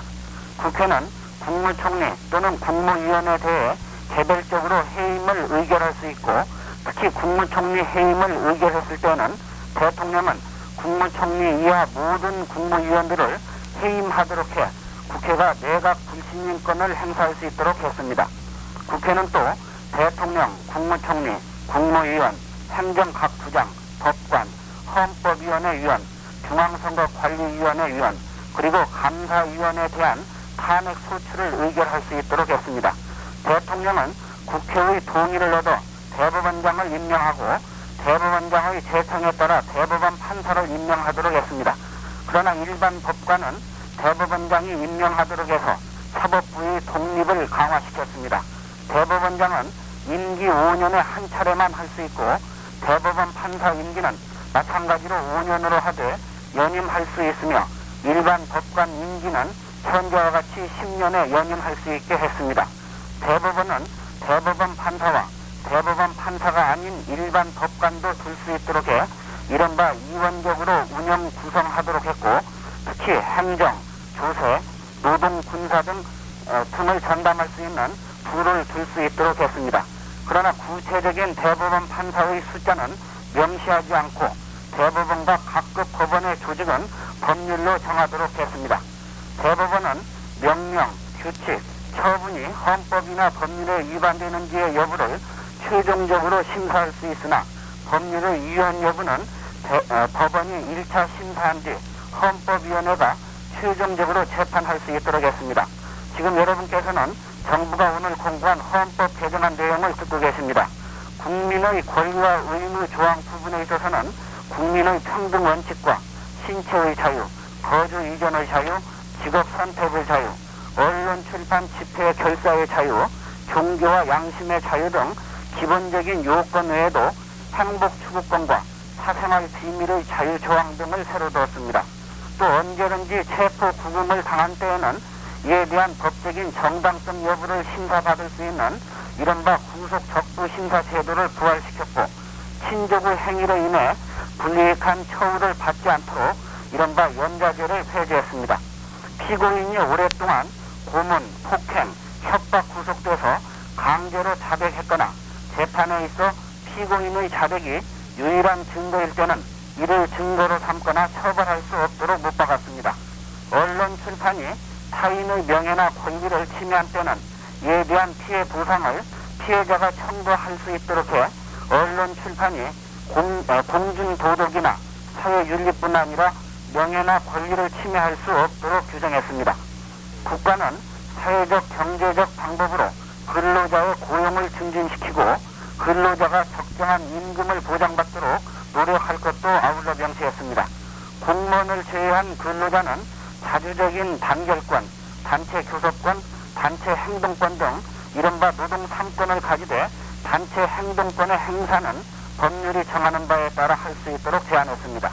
또 모든 국민은 깨끗한 환경에서 생활할 권리를 가지며 국가로부터 보건에 관해 보호를 받도록 선언적 규정을 두었습니다.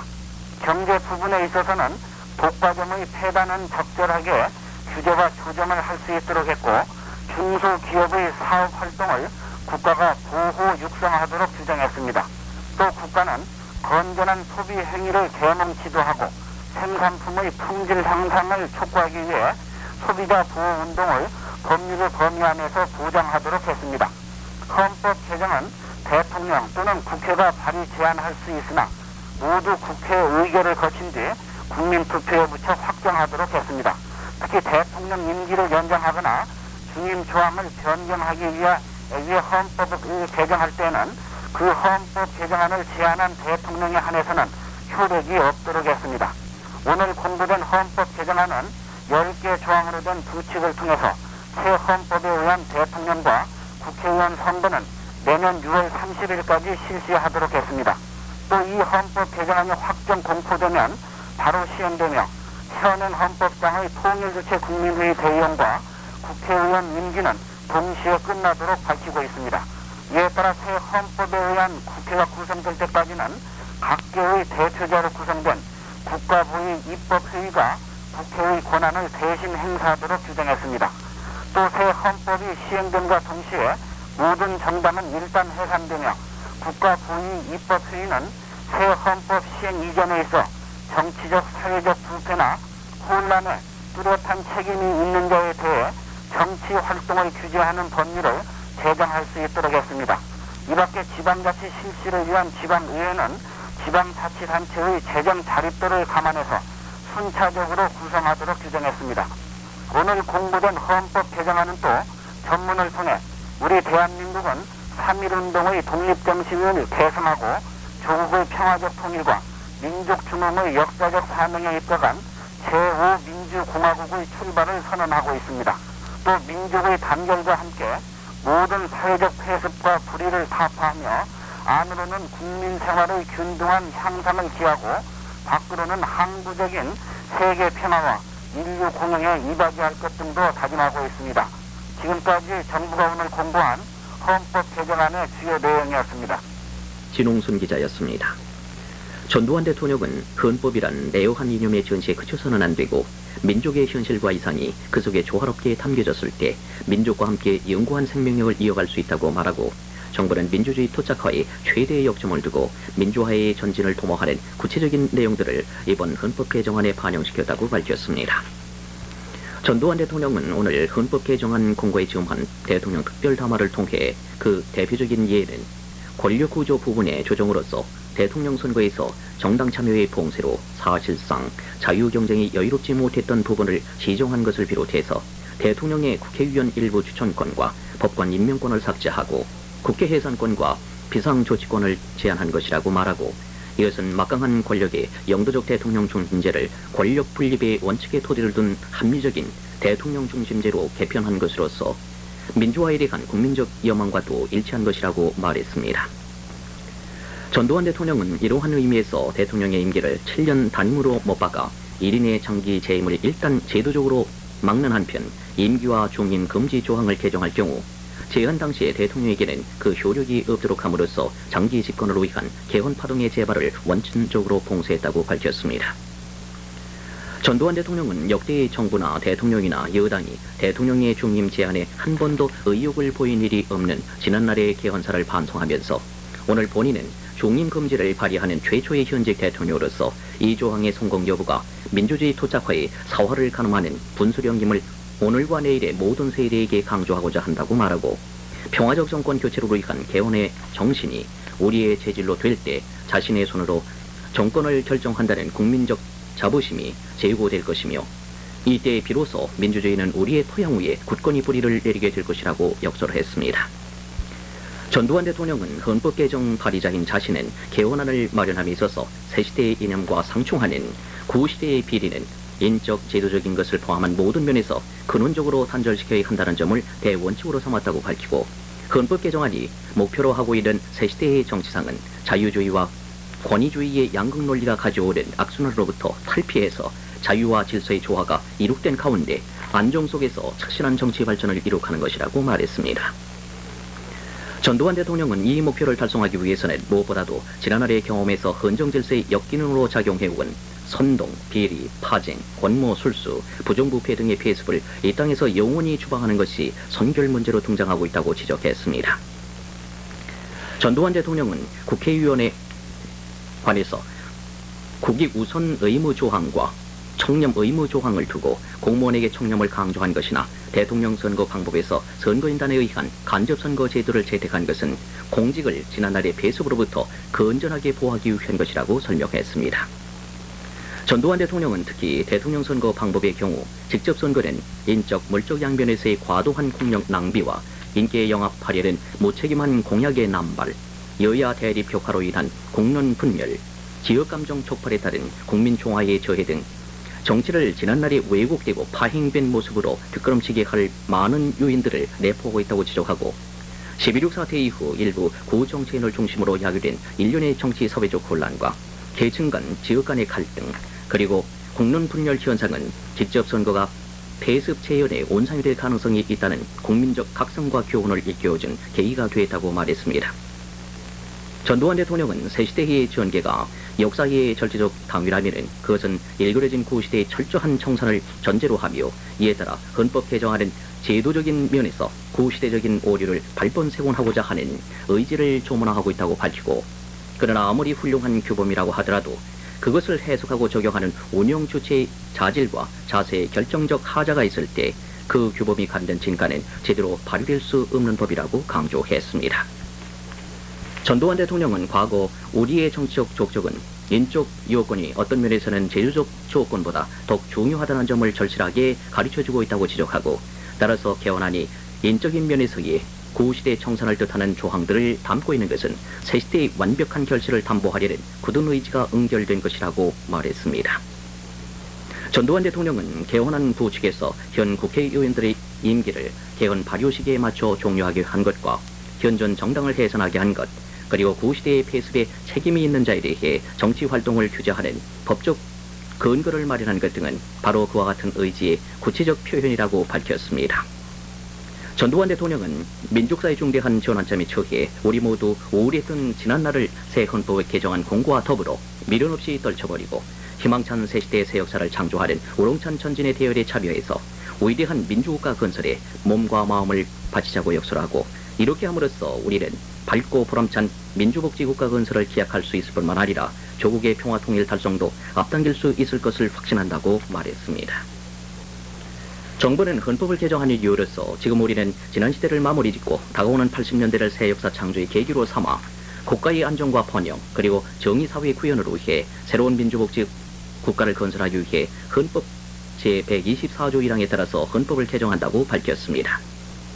정부는 또 국민 모두가 참여하는 참다운 민주정치를 도착화하고 성장의 혜택이 국민 모두에게 나눠지는 복지국가를 건설하며 정의사회를 구현함으로써 민족사의 획기적인 전환점을 이룩하고자 헌법을 개정한다고 강조했습니다.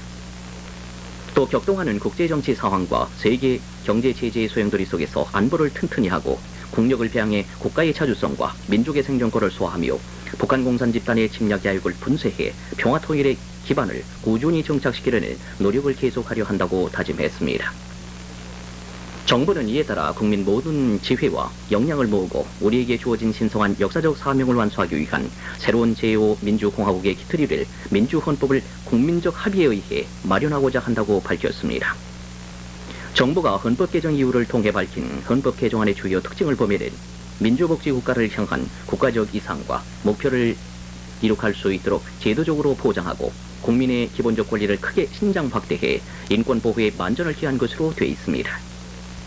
또 대통령제의 정부 형태를 채택하되 임기는 7년으로 하고 중임할 수 없도록 했고, 대통령 선거는 간선제로 하되 직선제와 같은 효과를 얻도록 정당원도 포함한 5,000명 이상의 선거인단에 의해 선출하도록 한 것이라고 강조했습니다. 정부는 또 제한 이유를 통해 새 헌법은 종전의 통일제 국민회의에 의한 헌법안과는 달리 대통령 복수 후보제를 통한 자유경쟁을 보장했고, 행정부의 독주와 전단을 막아 책임 정치를 실현할 수 있도록 하기 위해 대통령 권한을 제한하는 한편 국회의 견제 기능과 사법부의 독립성을 강화시켰다고 밝혔습니다. 정부는 헌법 제124조 규정에 따라서 대통령이 제한 헌법 개정안을 마련하기 위해 지난 3월 14일 헌법개정심의위원회를 대통령 자문기구로 발족시켰습니다. 헌법개정심의위원회는 국무총리를 위원장으로 하고 정계, 학계, 경제계, 법조계, 언론계 등 각계 인사 67명과 특별고문 1명 등 모두 69명으로 구성했습니다. 또 헌법개정심의위원회는 23명의 전문위원을 두고 지난 9일까지 전체 회의 11차례, 개헌요강 작성 13인 소위원회 27차례, 개헌시안 작성 6인 소위원회 3차례 등 모두 41차례에 걸친 회의를 열었습니다. 오늘 공고된 헌법 개정안은 현행 유신 헌법보다 본문이 5개 조항이 더 많은 131조로 돼 있으나 재개면에서는 2개의 장이 줄어든 10장으로 돼 있고, 부칙 조항도 유신 헌법보다 1개가 줄어 10개 조항으로 이루어져 있습니다. 우리나라는 지난 48년 7월 17일 대한민국 헌법을 제정한 이후에 지금까지 7차례 헌법을 개정했고, 오늘 공고된 헌법 개정안이 확정되면 8번째 헌법을 개정하게 됩니다. 그동안 헌법의 전면 개정은 60년 6월 15일 4.19로 인한 제2공화국 헌법 제정, 62년 12월 26일 5.16으로 인한 제3공화국 헌법 제정, 그리고 72년 10월 27일, 72년 12월 27일 10월 유신 단행에 따른 제4공화국 헌법 제정 등 3차례 있었고, 이번 제5공화국 출범으로 인한 헌법 개정까지 마치면은 모두 4차례의 전면적인 헌법 개정이 됩니다. 그동안 부분적인 헌법 개정은 52년 7월 7일에 발췌 개헌, 54년 11월 29일 사서 개헌, 60년 11월 29일 소급 입법 제정으로 의한 개헌, 그리고 69년 10월 21일에 대통령 3선 허용으로 의한 개헌 등 4차례 있었습니다. 올해 49살 아돌프 페레스 에스키벨 씨에게 수여하기로 했다고 어제 노르웨이 노벨 평화상위원회가 발표를 했습니다. 에스키벨 씨는 모교인 아르헨티나 국립건축미술학교 교수로 재직하다가 지난 71년부터 기독교 정신에 입각한 비폭력적인 방법으로 혼란한 중남미 정세를 개선시키려고 노력해온 평화정의봉사회의 지도자로 알려졌습니다. 인권투쟁 때문에 지난 77년 4월부터 1년간 아르헨티나 군사정부에 구금된 바 있는 에스키벨 씨는 수상 소식을 듣고 이 상은 한 개인이 아니라 평화정의봉사회에 돌아간 것이라고 소감을 말하기도 했습니다. 이 노벨 물리학상 수상자가 오늘 나왔습니다. 금년도 노벨 물리학상은 제임스 크로닝과 발 피치, 지금 노벨 물리학상 받은 사람을 소개를 해드리고 있습니다.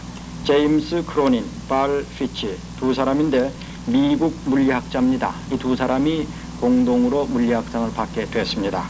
이 시카고 대학교의 크로닌 교수하고 프린스턴 대학교의 피치 교수는 중성적인 K 메스트론이 자연히 붕괴될 때 기본 원리들이 침범되고 있음을 발견한 공로로 상금 20만 달러의 물리학상을 받게 됐습니다.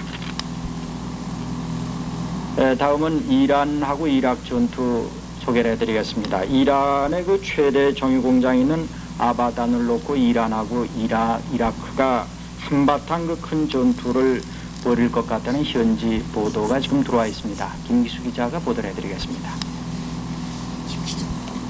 이란과 이라크는 세계 최대의 정유 공장이 있는 이란의 전략요충 아바단으로 각각 대규모 병력과 군사장비를 이동시킴으로써 샤탈 아랍스로의 장악여부를 좌우하는 아바단 대회전 단계에 들어서고 있는 것으로 보도가 되고 있습니다. 이라크군은 어제 페르시아만 북쪽의 카룬강을 건너서 아바단시로 진격 중이며 아바단 공략작전에서 수백 명의 이란군을 살상했다고 이라크군 성명이 주장했습니다. 이란군도 중무장 헬리콥터와 175mm 등 중무기와 막대한 병력을 투입해서 아바단 사수작전에 나섰는데 바니사드르 이란 대통령은 이란군이 카룬강을 건너온 이라크군을 섬멸했다고 주장했습니다. 아바단은 이란산 원유의 3분의 2를 정의하는 전략요충으로 이라크가 아바단을 장악할 경우 전세는 결정적으로 이라크 측에 유리해지기 때문에 양측은 필사의 공방전을 펼 것으로 예상됩니다. 현재 이라크군은 1분에 10발꼴로 아바단에 포격을 가하고 있는데 관측통들은 이번 전쟁의 승패를 가름할 아바단 대회전이 2-3일 안에 벌어질 것으로 보고 있습니다. 한편 이란은 어제 이란 이라크전의 최대 접전지인 전략 석유 수송로 샤탈 아랍스로를 이용하는 국제 상선들에 대해서 이라크의 항구로 화물을 수송하지 않는다는 조건 아래 안전 통항을 보장하겠다고 전격 제의했으며 이라크도 사실상 이에 동의함으로써 발템 유엔 사무총장이 제의한 수로 연안의 국제적인 휴전이 실현 단계에 들어섰습니다. 이로써 이 수로에 면한 이란과 이라크의 항구에 발이 묶여있던 외국 선박들은 유엔기를 달고 행선지를 향해 안전 항해를 할 수 있게 됐는데 이와 함께 이란 외무성은 대이라크전에 유엔 토의에 참가할 것이라고 발표함으로써 제한 휴전 가능성을 높였습니다. 요즘 봐야 한다. 이런 또 대학생들이 의외로 많이 있습니다. 정성환 기자가 이 뉴스를 취재했습니다. 이 같은 사실은 경희대학교의 문예숙, 장정옥, 박순영 씨가 서울시내대학교 4학년 학생 669명을 대상으로 조사한 이상적인 가족관에 관한 연구에서 밝혀졌습니다. 이 연구에 따르면 먼저 결혼하는 데 있어서 미신에 가까운 궁합을 필요로 하는 학생이 의외로 전체의 반이 넘는 55.3%나 되었고 또 54.9%의 학생이 연애결혼을 원했으나 중매반 연애반의 결혼도 40.8%나 찬성하고 있었으며 대부분의 학생이 결혼에 앞서 약혼을 원하고 있어서 아직도 대학생들이 전통적인 관습에 얽매여 있음을 볼 수 있었습니다. 또한 결혼 상대자 선택의 가장 중요한 조건은 첫째가 성격, 둘째가 애정, 그리고 그 다음이 건강, 학력 등의 순으로 나타나 종래 중시에 오던 사회적 가정적 배경보다는 개인을 앞세우고 있었습니다. 한편 결혼 후에 맞벌이는 전체의 반이 넘는 53.5%가 찬성했는데 남학생에 비해서 여학생이 훨씬 높게 나타나서 여성들의 강한 취업 욕구를 알 수 있었습니다. 그러나 여성들이 직장을 가지려는 이유가 경제적 자립이 가장 큰 부분을 차지하고 있어서 요즘의 대학생들이 매우 현실적이고 실리적으로 변해가고 있음을 드러냈습니다. 그런가 하면 결혼 후에 시부모님을 모시는데 찬성하는 학생은 남학생이 무려 92%, 여학생이 63.4%나 돼서 매우 긍정적인 경향을 보여주고 있었으나 조건부적인 일시적인 동거나 자녀 교육에 도움이 된다는 등의 대부분 개인주의적인 이유로 찬성하고 있었습니다. 특히 시부모와 동거할 경우 생활주도권 문제에 있어서는 3분의 1이 넘는 38.3%의 학생이 며느리에게 그리고 21.5%가 시어머니로 나타나는데 여학생 가운데에는 더 많은 53.9%가 며느리가 생활을 꾸려나가야 한다고 봐서 지금까지의 전통적인 생활주도권에 대한 생각이 바뀌어가고 있음을 나타냈습니다. 후에 이란 이라크전 토의에 참석 중인 모하마드 알리 라자이 이란 수상은 어제 미 인질 52명에 관한 결정이 긴박했음을 알리고 이란은 이미 미국에 대한 강경 차세를 완화했다고 밝혔습니다. 라자이 수상은 어제 기자회견에서 미 인질 문제가 11월 4일 미국 대통령 선거 전에 해결될 수 있느냐는 질문을 받고 이란 의회가 미 인질에 관한 결정을 내리는 순간이 그리 멀지 않았으며 그 문제는 최종적으로 해결될 것이라고 답변했습니다. 라자이 수상은 또 이란이 아직 인질 석방 조건인 미국의 사과를 주장하고 있느냐는 질문에 대해 이란은 시간의 흐름과 미 정부의 책임자와 미 관리로부터 들은 것과 이란에 전달된 것 등을 종합해 볼 때 사실상 미국의 이란에 대한 사과는 이미 전달된 것으로 보인다고 말했습니다. 라자이 수상은 그러나 미국이 페르시아만 포호를 위해 사우디아라비아에 파견한 조기 경보 통제기에 대한 철수 결정을 내린다면 미 인질 문제 해결에 도움이 될 것이라고 말했습니다. 첫 번째 소식입니다. 오늘 오전 세종문화회관에서 제5공화국 헌법 공포식이 거행됨으로써 새 헌법이 공포 발효됐습니다.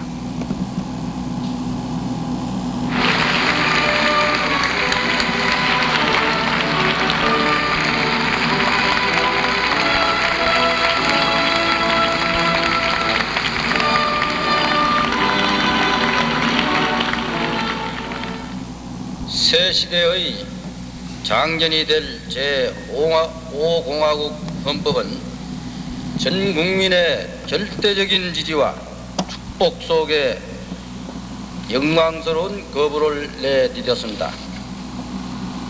본인은 법적인 규정에 따라 오늘 이 자리에서 새 헌법이 확정 공포되었음을 선언합니다.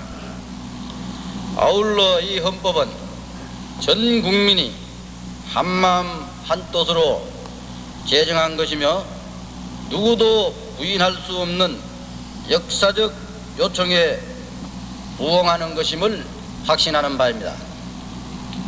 오늘 발효된 새 헌법 질서는 앞으로 다시는 비생산적인 정쟁과 비리로 귀중한 국가적 정력을 소모하는 일이 없기를 엄숙하게 명령하고 있습니다. 지난날 분열과 반목에 진원이 되었던 모든 쟁점들이 새 헌법 조문에서 자치를 감추게 된 것은 바로 그와 같은 명령의 구체적 발로인 것입니다. 우리의 오늘날 국가적 상황은 국기를 위태롭게 하는 극단적인 파생과 국민 윤리를 교란시키는 선동정치를 더 이상 허락하지 않고 있습니다. 우리는 정의로운 민주복지국가를 건설이라는 중대한 역사적 사명을 부여받고 있으며 이 사명을 완수하기 위해서는 우리 모두가 개인과 타당과 지역의 이익을 초월하여 나라 전체를 위하여 헌신하고 협동하여야 하겠습니다. 국민 여러분, 그러나 우리가 유의해야 할 것은 새 헌법이 확정되었다고 해서 곧 우리가 추구하는 목표가 모두 성취되었다고 생각해서는 안 된다는 점입니다. 우리는 다만 새 시대의 유축도를 이제 겨우 마련했을 뿐입니다. 따라서 본격적인 새 시대의 건설 작업은 지금부터가 시작이라는 겸허한 자세를 가져야 하겠습니다. 우리가 추구하는 이상이 객관적 현실로 완성되기까지에는 벽돌 하나하나를 정성스럽게 쌓아나가는 노력과 인내가 우리 모두에게 요구되고 있습니다.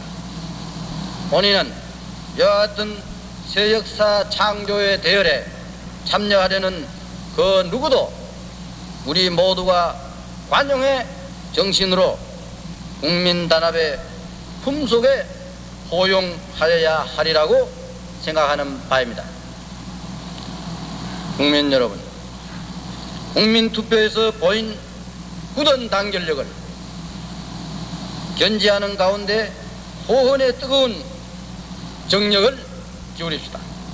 그리고 새 헌법에 담긴 새 역사 창조의 정신을 더 높여 우리 민족이 지닌 저력과 가능성을 꽃피게 함으로써 이를 무한한 국가 발전으로 이어나가도록 합시다.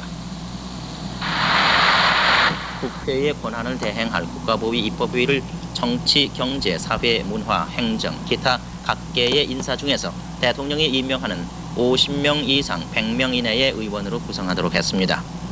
국가보위 입법회의는 의장 1명과 부의장 2명을 두고 운영, 법사, 외교, 국방, 내무, 경제 제1, 경제 제2, 문공 등 7개 상위위원회와 예산, 결산, 특별위원회 등 특별위원회를 두어 의안 심의의 능률성과 전문화를 기하도록 하고 있습니다. 입법회의의 의원은 청렴의 의무가 있으며 의원으로서 품위를 유지해야 하고 면책 특권과 현행범이 아닌 경우에 불체포 특권을 갖고 겸직 또는 정치활동을 제한하는 법률의 규정을 적용받지 않도록 해서 겸직이 가능하도록 되어 있습니다. 입법회의의 회의 의사는 공개하도록 하고 본회의의 의결이 있거나 의장이 국가의 안전보장을 위해서 필요하다고 인정할 때는 공개하지 않을 수 있도록 했습니다. 각 위원회는 위원장 1명과 간사 1명을 두고 전문위원을 두어서 전문위원들은 위원회에서의 발언권과 의장의 허가에 의한 본회의 발언권을 가질 수 있도록 되어 있습니다. 의안은 의원 7명 이상의 찬성으로 발의할 수 있으며 의원의 발언 시간은 30분을 초과할 수 없고 질의와 보충 발언, 의사 진행 발언 그리고 신상 발언 시간은 10분을 초과할 수 없도록 되어 있습니다. 입법회의의 본회의 또는 위원회는 국무총리와 국무위원 등의 출석을 요구할 수 있으며 국정조사권과 서류 제출 요구권도 갖습니다. 국가보위 입법회의는 이 법의 통과에 따라서 내일 이 법의 공포 절차가 끝나는 대로 50명 이상 100명 이내의 입법의원 임명이 있게 되고 즉각 회의 소집 공고가 나와 오는 29일 오전 10시 새 입법회의의 첫 회의가 열려 정식으로 발족됩니다. 이런 부분에 대한 사실 심리를 계속했습니다. 재판장 유근환 소장의 심리로 열린 오늘 공판에서 문익환 피고인은 담당 신호양 변호인이 정부를 퇴진시키고 김대중을 정점으로 한 새 정부를 폭력으로 세우려 했느냐는 질문에 대해서 그런 뜻은 없었다고 말하고 12.6 사태가 일어난 것은 국민이 주권을 제대로 행사하지 않았기 때문이었으며 우리 민족이 분열되어 있고 국토가 분단돼서 일어나는 비극이었다고 진술했습니다. 문익환 피고인은 신문에 앞서 1심 판결문처럼 공산주의자인 김대중의 돈을 받아 내란을 음모했다는 말을 후손으로부터 듣지 않기 위해서 충분히 얘기할 기회를 달라면서 나는 민주화를 위해서 노력했을 뿐이라고 말했습니다. 한편 오후 공판에서 이신범 피고인은 민주청년협의회는 긴급조치 등으로 보육한 학생들로 구성되어 있었으며 대정부 대책을 공동으로 세우기 위해서 만든 단체였다면서 지난 3월 복학조치가 취해져 계엄이 풀리면 해산 결의를 하려 했다고 진술했습니다. 검찰부 신문에서 이 피고인은 4월 7일 서울 대학생들에게 비상계엄 해제를 위해 싸우자는 경례문을 써준 일이 있다고 시인했습니다. 서울바이 기사에서 한국 국민은 새 헌법을 압도적으로 전폭 지지했으며 이는 전두환 대통령의 정치적 대승리라고 보도했고 UPI 통신은 새 헌법안에 대한 절대 다수의 지지는 내년 3월에 새 대통령 출마를 계획하는 전두환 대통령에게 영도를 계속되도록 확약해주는 사실이라고 보도했습니다. 그리고 이정석 특파원의 보도입니다. 뉴욕타임스지는 지난 25일 김대중이 오늘의 곤경에 빠진 것을 돌이켜보면 그 자신에게 책임이 있는 것으로 보인다고 보도했습니다. 타임스지는 헨리 스토크스 일본 주재 특파원의 한 해설 기사에서 김대중이 지난 4월에 몇 차례 공개석상에 나타나 한국 정부에 공개 도전했던 것으로 간주되고 있으며 그가 학생 데모로 야기된 혼란을 이용해서 대통령이 되려고 희망했던 것으로 한국 정부 소식통들은 보고 있다고 말했습니다. 이 신문은 김대중이 반공 민주주의자로 자처했지만 때때로 무정부주의자처럼 보였다고 덧붙였습니다. 뉴욕 타임스지는 김대중에 동조하는 한국인들은 그가 지난 3월 복권돼서 다시 공직 출마가 자유로워졌을 때 한동안 대중의 눈밖에 머무르는 것이 현명했었을 것이라고 전하면서 그러나 김대중은 한국 정부의 권위에 도전했고 또한 신민당과 결별을 선언함으로써 사실상 정치적 자살을 했다고 분석했습니다. 지난 10일부터 열린 북괴 제6차 노동당 대회를 전후해서 김정일 세습을 비난하는 사설 내지는 해설 기사를 쓴 것으로 밝혀졌습니다. 이들 외국 언론들은 김일성, 김정일 체제를 최초의 붉은 공산 왕조, 김씨 왕조, 김일성과 그 아들의 주식회사, 심지어는 김일성 개인업체란 제목 아래 김정일이 황태자, 세자 또는 전무이사로 책봉됐다고 비웃었습니다. 불순한 행동을 스스로 억제해서 면학 분위기 조성에 나서겠다고 말했습니다. 문교부는 오늘 고려대학교와 한국신학대학의 개강을 발표하면서 앞으로는 학원 소요가 없을 것을 학교 측으로부터 다짐받아 개강이 이루어졌다고 말하고 다른 대학에서 소요가 일어날 경우 이 같은 관대한 조처는 기대할 수 없을 것이라고 밝혔습니다. 한국신학대학과 고려대학교는 지난달 8일과 17일 휴교에 들어갔었는데 고려대학교는 지금까지 수업일수가 93일밖에 안 돼 법정 일수 180일을 제외하기 때문에 앞으로 공휴일과 일요일을 빼고 수업을 계속할 경우 8일 동안 겨울방학을 할 수 있습니다. 그러나 한국신학대학은 수업일수가 82일밖에 안 돼 겨울방학 없이 일요일까지 수업을 해야 합니다. 육군본부 계엄 군법 계엄 고등군법 회의는 오늘 오전에 김대중 피고인 등 내란 음모 사건 관련 피고인 24명에 대한 항소심 선고 공판을 열고 김대중 피고인에게 사형을 선고하는 등 판결을 내렸습니다. 판결 내용을 주도록 했습니다. 또 시험 범위를 완화해서 대학 졸업자는 국사와 국민윤리 과목을 면제하고 외국어 시험만 합격하면 유학을 할 수 있도록 했습니다.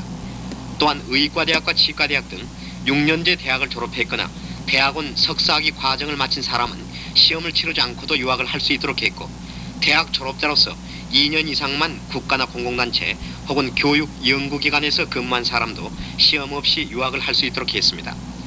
그리고 전문대학을 졸업한 사람 가운데 2년 이상 국가나 공공단체 혹은 교육 연구기관에서 종사한 경력이 있으면 국사와 국민윤리 과목 시험을 치르지 않아도 되도록 했습니다. 문교부는 이와 함께 지금까지는 예체능 분야에 한해서만 학력을 따지지 않고 특기자 유학을 인정해 왔으나 앞으로는 고등학교 졸업 이상의 학력을 가진 사람으로서 전국 규모의 자연과학 분야 기능 대회 등에서 3위 이상 입상한 사람에게도 유학의 길을 열어주기로 했습니다. Congressman John Anderson has conceded the election, which he called a celebration of democracy. 레이건 공화당 후보가 제40대 미국 대통령에 당선돼 백악관의 새 주인이 됐습니다.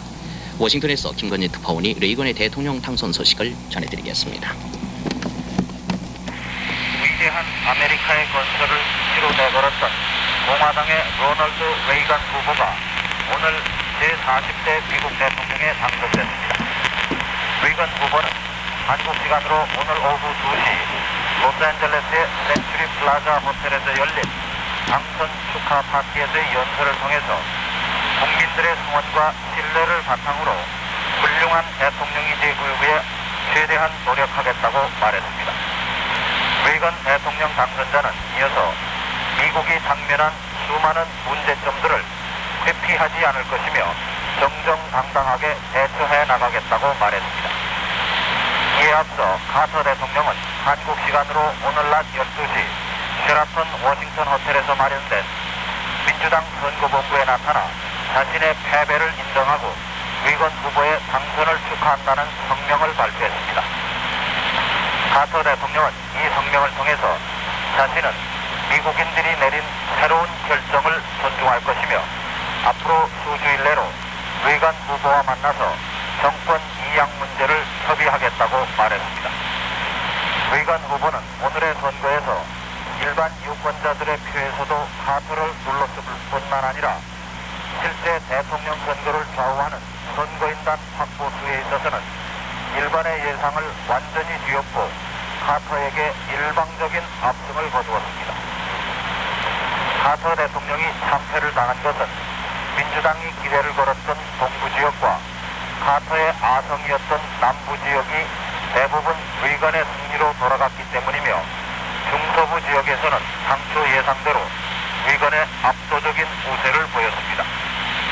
카터 대통령은 지난 1년 동안 이란 인질 사태를 이유로 적극적인 선거 유세를 하기보다는 백악관에 앉아서 현직 대통령의 이점을 살리는 소위 장미원 전략을 써왔는데 결국 1년을 넘긴 인질 문제가 카터 대통령에게 크게 불리하게 작용한 것으로 분석됩니다.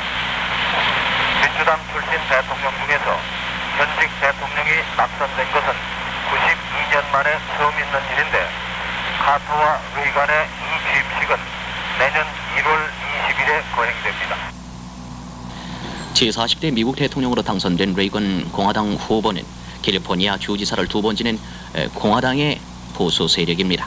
레이건 대통령의 경력 등을 외신부 차만순 기자가 전해드리겠습니다. 이건 공화당 후보가 이제 정치 무대에서 각광받는 백악관의 주인공으로 등장해 세계의 이목이 집중되고 있습니다. 올해 69살인 리건이 80년대 백악관의 세주인이 되기까지는 많은 좌절과 시련이 뒤따랐습니다. 리건 제40대 미국 대통령은 1911년 2월 6일 일리노이주에 있는 인구 1000명 미만인 탐피코 마을에서 가난한 신발가게 주인의 둘째 아들로 태어났습니다. 술버릇이 나쁜 아버지를 보고 어린 시절을 보낸 리건 대통령은 금주 결심과 더불어 자립심을 키웠고 독실한 기독교 신자인 어머니로부터는 인간애와 신앙심을 키웠습니다. 리건은 거의 독학으로 고향 부근의 유레카 대학에 진학했는데 그가 유레카 대학을 택한 것은 고교 시절 첫사랑의 소녀가 이 대학에 다니고 있었기 때문입니다. 대학 시절 학생회장, 미식축구 선수, 수영팀 주장을 지낸 리건은 1932년 대학을 졸업하고 지방방송국 스포츠 아나운서가 됐습니다. 아나운서 리건이 영화사 워너브러더스에 발탁된 것은 26살 때로 주급 $200의 엑스트라 배우로 은막의 생활을 시작했습니다. 리건이 가진 고난을 참고 견디며 1964년까지 27년 동안 워너브러더스에서 출연한 영화는 모두 55편인데 이 가운데 46편의 주역을 맡았습니다. 영화와 텔레비전에서 성공을 거두지 못한 그는 정계의 스타가 되려는 꿈을 키우기 위해 1964년 공화당 대통령 후보인 골드워터의 감동적인 선거 지원 연설로 정계로 진출할 수 있는 기회를 잡았습니다. 2년인 66년 그는 캘리포니아 주지사에 당선돼 공화당 보수 세력의 대변인이 됐습니다. 캘리포니아 주지사의 명성을 정치재산으로 리건은 68년 공화당 대통령 후보 지명전에 뛰어들어 닉슨에게 패배했고 76년 또다시 출마해 근소한 표차로 포드 전 대통령에게 패배했는데 이때 그는 64살의 고령이었습니다. 76년 당대회를 떠나 로스앤젤레스 별장에 들어가 와신상담 재기를 기다린 리건은 그로부터 4년이 지난 지금 백악관의 새 주인이 됐습니다. 리건은 이혼 경력을 가진 두 번째 대통령이란 또 하나의 기록을 남겼습니다. 그는 지난 52년 영화배우 시절 첫 번째 부인과 이혼하고 의사의 딸이자 전직 배우인 낸시 데이비스 여사와 다시 결혼했습니다. 리건은 재혼한 낸시 여사와 평소 외출할 때면 손을 꼭 잡고 다닐 정도로 정이 두텁다고 주위 사람들은 말하고 있습니다. 리건은 낸시 여사를 가리켜 나의 가장 친한 친구라고 즐겨 말하고 있는데 낸시 여사는 리건의 잠재했던 정치 성향을 일깨워주.